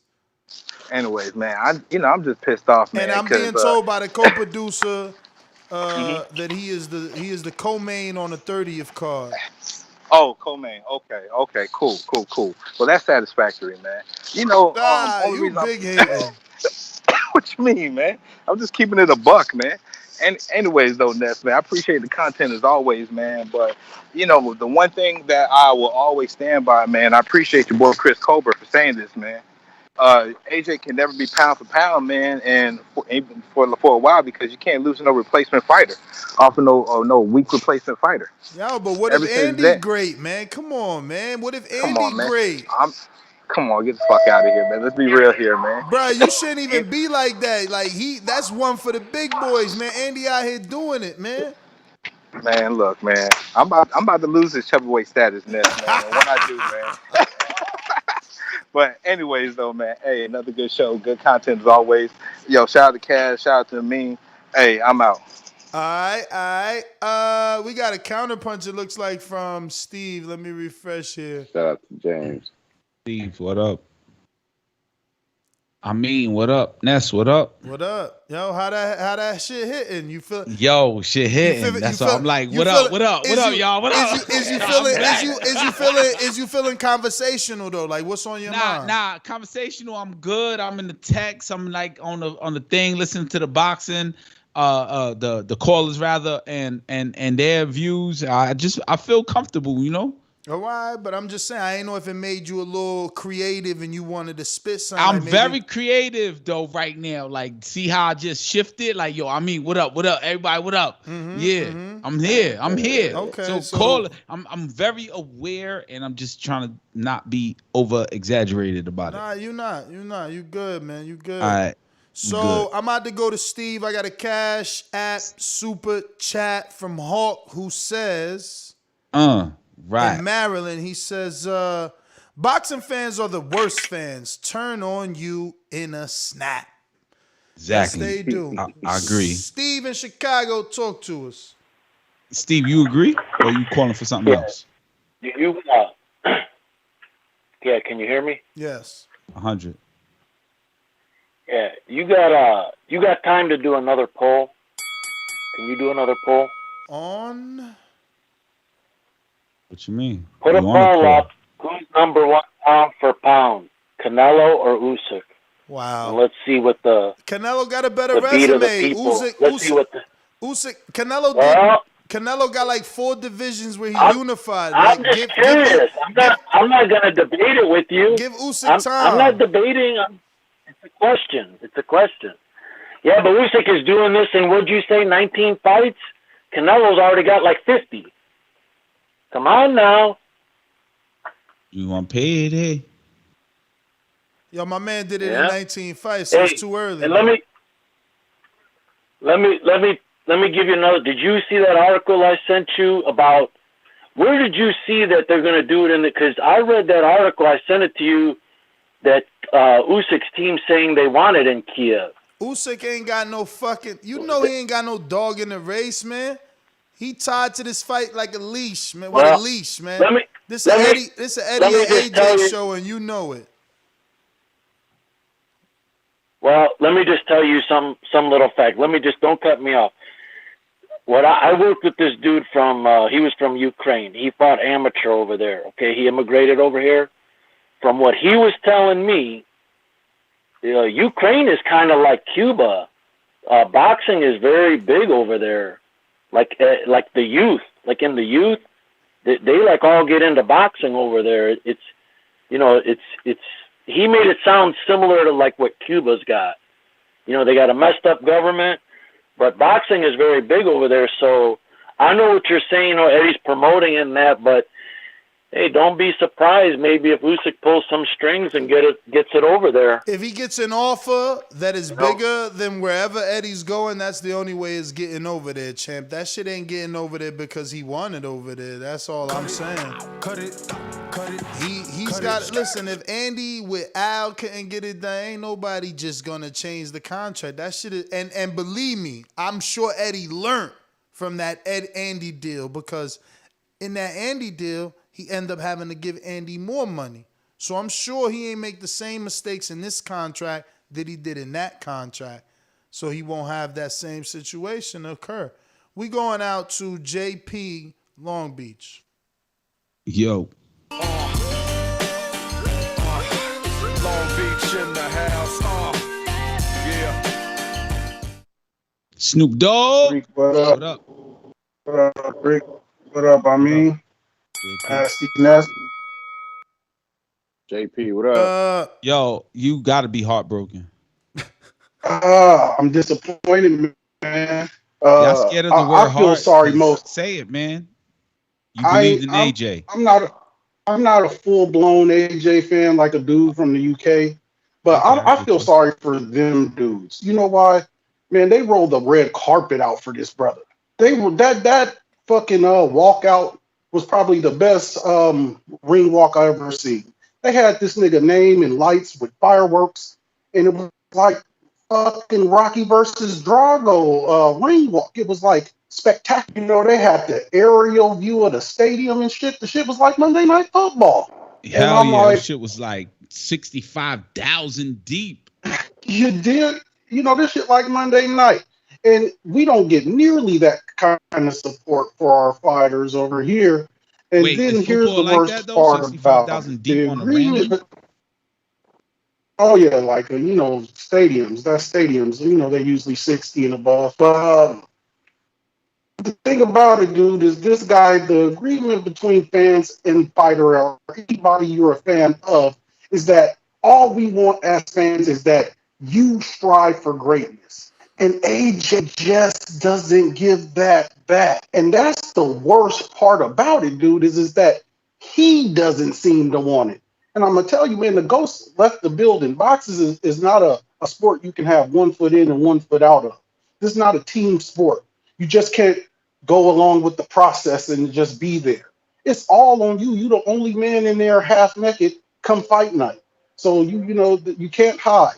I mean, he gave up the real estate as far as feet. What's the use of being the bigger, longer fighter if you don't use your jab and you give up all the feet real estate? Usyk was able to get in and get off that straight left whenever he wanted to because Joshua would just let him get in way too close. The jab was useless. Then he doesn't have the punch variety, the fluidity. I expected him to have a more educated acumen, but the fluidity of his punches, you can almost see him thinking, I'm about to throw a right hand. Now I'm about to throw one to the body. He never put 2 punches together at one time, almost at all. You know what I mean? And so he just seems to be lost. And for me right now, man, I suggest that he just go in and retire. There's a lot of money on the table with this dude. A lot of money over there for this man. And it seemed like he's just fighting because so many people are on the line. There's so many mouths to feed around him. Eddie Hearn and all them people in the zone in the office. But, he don't seem to want it, man. Go on and hang it up. That's my call. All right, brother. Well, thank you for calling in. We got Ken Stone with a super chat.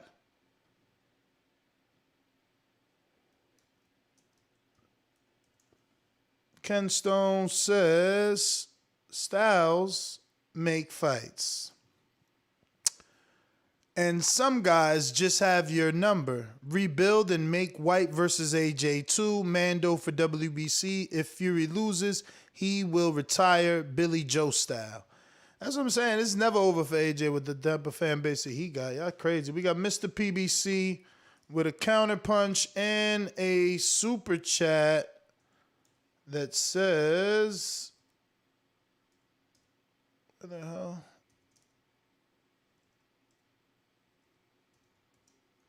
Yo, I don't know why they say count AJ out. Like, if AJ is the draw, he got to have a fight against Andy Ruiz. Yeah.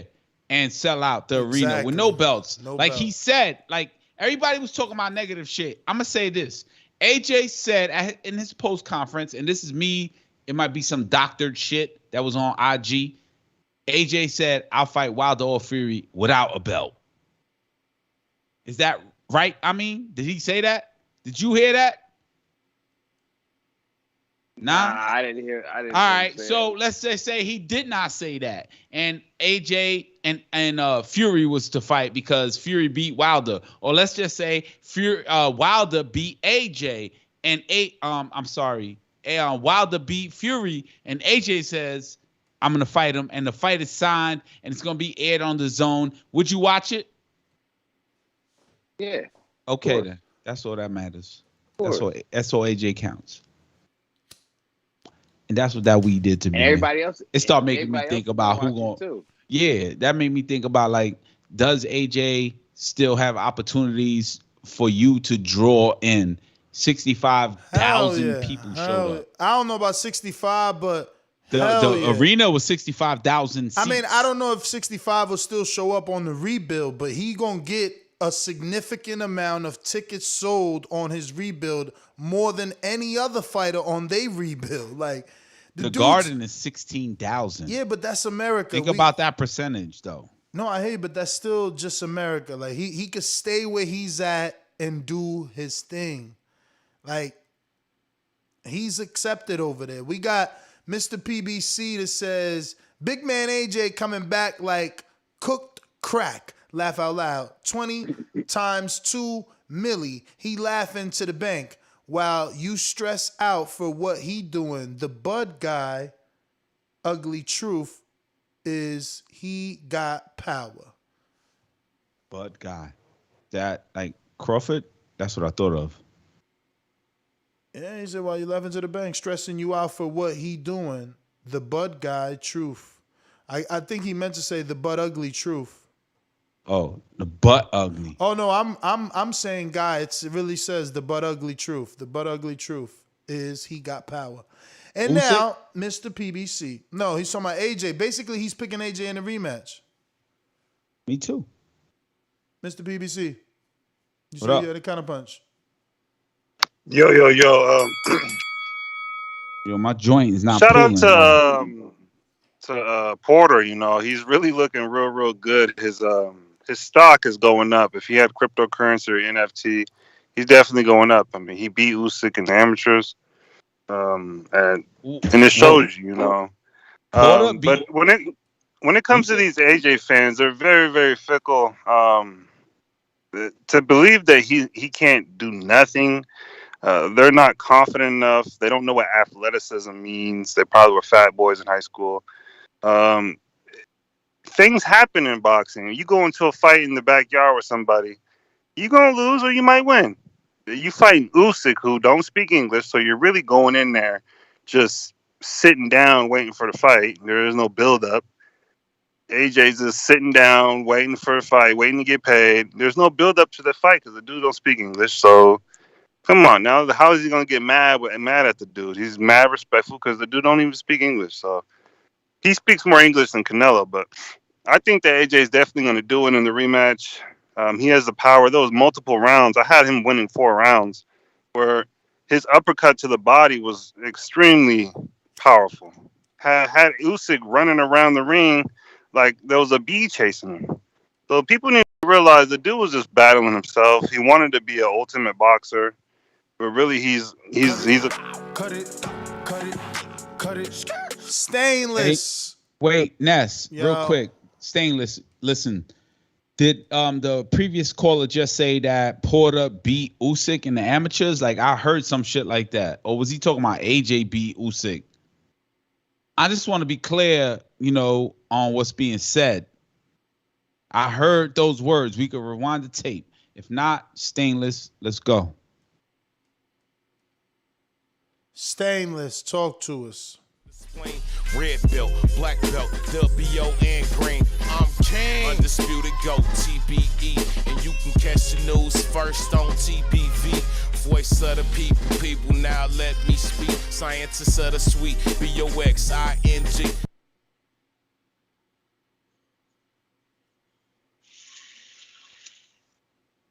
Y'all can hear me? You. Y'all can hear me? Yeah, champ. Cool. Casual, to answer your question, yes, Porter did beat Usyk in the amateurs. Usyk was younger and a little smaller, but it's still a W on Porter's record. He beat Usyk and he beat hold up. So Stainless. So then that says that little Usyk beat big AJ. Yeah. Damn. Well, we talked about it earlier, though. man. It's something that we saw in the Chisora fight and something that AJ just didn't do, man, and that was pressure. Usyk. I mean, we know that Sean Porter is well known for his pressure, and AJ being a big man didn't fight like a big man.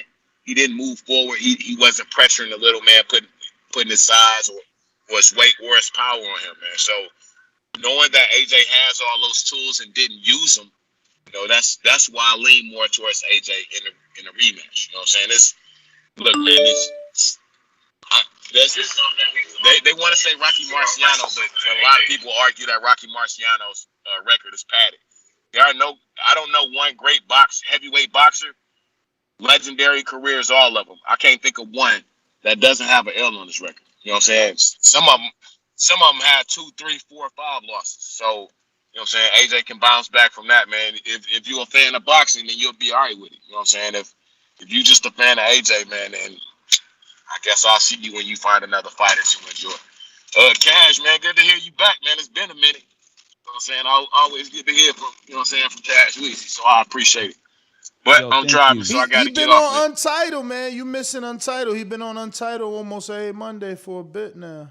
Thank you. I'm workaholic, man. But as I was saying earlier, and I said this to Cash when I met him at the appreciation party back in 2017. You might not always have all the knowledge. You might just be a casual fan when it comes to boxing knowledge, but it's your courage to say that you don't know that actually might air it out for somebody else who don't know, who's listening in. So it's always a pleasure to have you on here, bro. It's good to hear from you. And I agree again. with you, right? And like you said, you were like, yo, name another fighter that don't got a loss on his record. And I was like, yo, what about Floyd? And I think that every casual would say that, yo, but Floyd got 0, 50-0. So yeah. Floyd messed the game up for boxers on a professional level for being perfect. But when you're talking on a heavyweight level, you know what I'm saying, outside of Rocky Marciano, and a lot of people argue that his record was kind of padded. Yeah, but the fans don't look at the casuals don't look at it like heavyweight. They don't break it up. They just look at it as star and Phantom and just being a fan of the sport. The biggest man has no losses. Is to clear that up for him. You know what I'm saying? Let me go and get my tag. As I always say, please make sure you push the thumbs up. Share this in every episode of the Boxing Voice podcast. This is TBV for life. If you ain't on Patreon, that's because you a pendejo. Shout out to El Camino. Peace. Yo, he was supposed to say like Manscaped or something, right? Nah, Pluck, what up? I mean, yeah, definitely big rig trucking agency. But Pluck, what up? Uh-oh, Pluck. All right. Big Rig. Shout out Big Rig. Shout out to Big Rig. They already sponsored us for Border Wars, so our winners will get winner T-shirts, and we'll have enough to give away as well. But everybody that wins is guaranteed one. Yo, does Big Rig like take something like if I'm in New York and I'm like, yo, I need this to make it to Chicago? Oh no, they're not. They don't do freight. They're trucking insurance. Oh, And now they're even dealing with compensation. So definitely call them. it like law. Yeah, they ain't playing, man. They ain't playing. Yeah. So really quick, just since we're in conversation, yeah. These calls are brought to you by Big Rigs Trucking Rap over that. Agency, experts for all your insurance and trucking needs. Yeah, For quotes and drop that beat. consultations, visit us at brtagency.com or contact us at 908-943-6918. I ain't gonna talk over the phone number. Let my man get his phone call. Yo, that shit like pimping. Our trucking community is pretty big, man. We got a counterpunch from Stainless coming right back at you.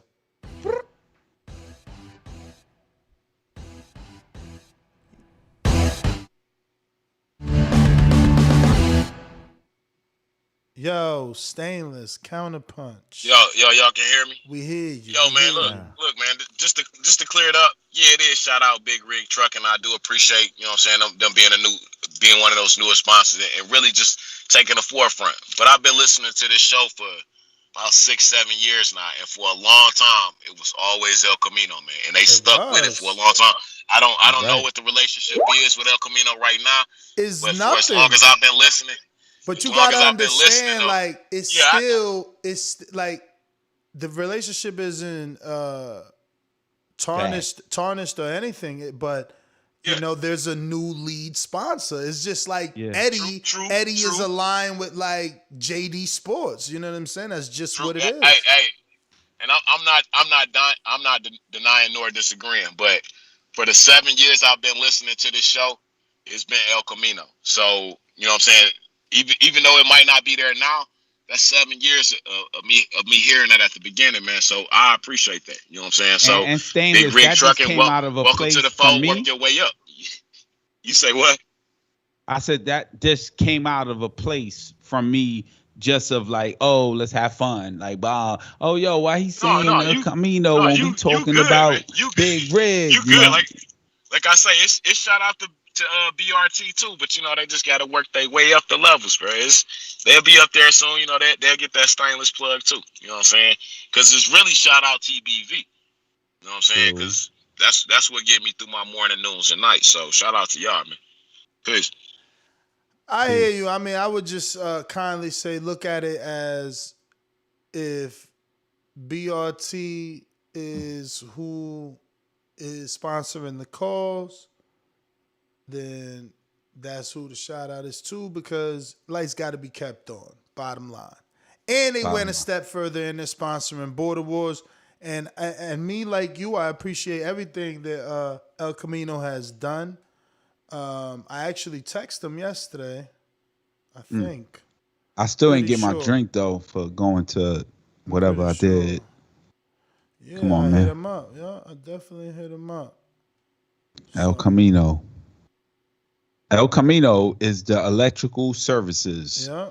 Like, I don't know, what does that mean? Like, you have a Tesla, he gonna they did the electrical. We going free right now. Let's go. Go ahead. They did the electrical charging stations for you to charge your Teslas and your electrical cars and things like that. That free El said, Camino. Let's go. Let me get to JT in New Orleans. Yep.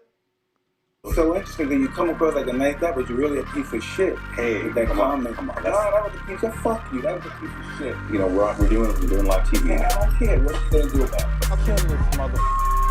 Why do you have to talk like that? Well, I'm talking to you the way I want to talk to you. You have a problem? Turn off your station. I'm the best ever. Yeah, what's up, yo? What up? What up? Back on the AJ and who's the topic? A lot of people, I think, where we get it confused with is like what we was talking about earlier. Y'all say AJ didn't do enough. I think that's just the game style, game plan AJ prepared for, and also like this walking down, coming, being more aggressive. I think AJ, it's just hard to, since when AJ been knocked out before. And trust me, if you've been knocked out before, that's still in the back of your mind. So knocked him just out or stopped? Knocked out is out cold, like Manny Pacquiao. um Casual. He been stopped, TKO'd. He's been Stop. put Okay, down hurt. TKO. All right, so keep going. Been Go hurt ahead. My bad bad. twice. He been hurt bad twice. He's been stopped. The fight's been stopped, so he was fucked up in the fight basically. So what I'm trying to tell you, and by him hitting the campus so many times, it was simple stuff that Ugas was doing. He was fainting them. I mean, he was just standing in front of him. Like y'all keep saying, oh, he just need to change the game plan and walk the man down because he the bigger man. It's kind of hard to do that when you got somebody just as agile and mobile in front of you. And like saying that we could compare to Floyd. Why these guys wasn't walking straight through Floyd? Floyd was some pillar puncher type of fighter. I heard Ness say something earlier. He won't see he's not giving him his respect, but then he's giving him respect, but he won't see him in there with other heavyweights and stuff like that. Maybe he's just a agile heavyweights big enough to beat on these bigger dudes because he's not super small for the weight class. So I don't know why everybody keep giving Ugas this Ugas Usyk. I'm sorry, Usyk this. Usyk. Usyk this problem because I think he's a problem for every heavyweight in the division, and even Tyson Fury. I think that would be a real good fight. To be honest with you, I don't see Tyson. Damn, I don't believe you. I don't believe you. Man, listen, I was on your side as hey, you and then you just like curveball that shit. You don't like, have to believe me. Man. You said a lot of people. I was like, oh shit, he fucked up. You dropped the ball. You probably ain't believe. Come on, man. Let me get my call, man. You can talk how you want to talk after that. You could have, you could have just said I didn't believe you, JT, but you going. I said it a little too long. But what I'm trying to tell you is, just like everybody didn't believe AJ was gonna get beat by Usyk. So that's my thing, though. Like, bro, Styles make fights. Dude is very mobile. He's quick and stuff like that. You know, we go back and forth with people and all that talking about, oh, they thought AJ was faster than them. I'm like, how you figure AJ faster? And they really not super fast. Usyk not really super fast, but he got better feet and all that. So I'm still stuck on this why this man can't get this credit. So it was a question asked earlier. Ness asked it, I think, to Lady Shane about cut it. Damn. Justin left. And it's 10:08. So give people the time and let them know if you want to get on the call. Be there. What happened to Justin, man? Where I mean, Brandon, man, Cincinnati. Brandon, Cincinnati. My bookie. Hey, whole nother time zone. Jumped up for back with our mind on. Can't play when you here, get your life stole. If you bring it here, then the price grow. From jabbing and punching the line long. I drop a pigeon, let 9 go. We slap with the thick glass and white go. This only happens in Ohio. Damn. That's Casual. What's going on, man? What up? What's going on? Good. Feeling it. My whole attitude is just so much different this time around. Because when Ruiz beat AJ, right after the fight, I was thinking, man, you know, the sun shine on the dog ass sometimes, man. AJ gonna kick his ass in the rematch. Wasn't worried at all. And I was right, especially when Ruiz came in, the shape he came in. So it's just something this time around, I'm not as confident, man. I'm just not as confident. Like I said earlier, if AJ could pull it off, get that man his flowers. But I'm rooting for him, but I'm not betting with him, man. I just don't see it. I don't see what he can really do different. And people just saying he need to go in there and be the big guy and try to bully somebody of that caliber of fighter. You just not gonna be able to just bully them for 12 rounds. That shit sounds stupid when you think about it. Just be the big man. Like that makes zero sense. Like you gotta actually come in with a game plan other than go in there, go for broke and be the bully, be the big man. That's not a real game plan, fellas. So we gotta think of something a little more tangible than that. But man, yeah, hopefully AJ can pull it off, but I don't know, man. I think Usyk can give, just about any heavyweight some issues with his skill set. I think guys like Fury, Wilder, and the Juggy, they propose the biggest threats to him, but he can beat any of them guys on any given night. What was the other topic? Because I'm watching NFL. My Packers kicking some ass, so I ain't really been watching the show. As far as I think I see Pacquiao ain't retired. Who cares? You ain't got a belt. Your pay-per-view was dog shit. So you really ain't that hot of a commodity anymore. You ain't selling 500,000 to 1 million pay-per-views anymore. So at this point, you irrelevant, Pac. So nobody cares about you anymore. And then Caleb Plant, I like the energy. I like the way he talks, but baby Scarface, aka Canelo Montana, and Reynoso, man, they're not gonna lose, man. It's a wrap. So Plant gonna put up a good fight, put up a good effort, but it ain't gonna happen, man. I don't think he can beat Canelo. I don't think Canelo gonna lose again too. He probably fight Benavidez and move up to 175. But yeah, that's my call, man. Good shout out to Usyk for doing what he did. Y'all have a good one. All right. We got Steve sending a counterpunch for JT.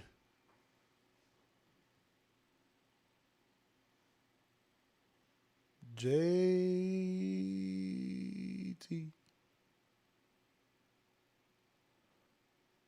No. Okay.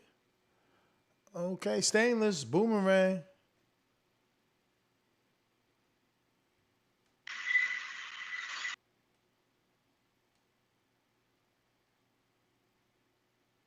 All right. Well, that's everybody. Ness GTO, Instagram and Twitter. Shout out to everybody that called in, everybody that super chatted, everybody that participated in one way or another. We'll be back tomorrow morning, 9 a.m. Yup. And we're going to get you through your day, Ness. man. What up, champ? Sorry, man. I just wanted to say thank you for good. allowing me to get on the show. Thank you for giving me the credential to get past the velvet ropes. And Floyd gave the man. Somebody called in and was like, "Yo, when Ruiz beat AJ came back, and Floyd, and give the man his flowers." This is boxing. Giving you your flowers, everybody. Everybody that's fickle, your flowers are yours. They right in front of you. Grab them, smell them, live life. Follow me, TBV_casual fan. That's my Twitter handle. That is also my YouTube channel. And shout out to all the people who follow me on IG at Fight Talk. As soon as I said that, I got like 33 people following me immediately. So the boxing voice makes noise. AJ made noise. Usyk made noise. Wilder, Fury, 3, noise. What up? Yeah, King Amina Vest61 on Instagram. King Amina Vest61 on YouTube for them championship rounds. And don't forget to check me out here on the best boxing podcast on the planet, TBV, the Boxing Voice. I'm out. Peace. Peace. You owe me a drink, though.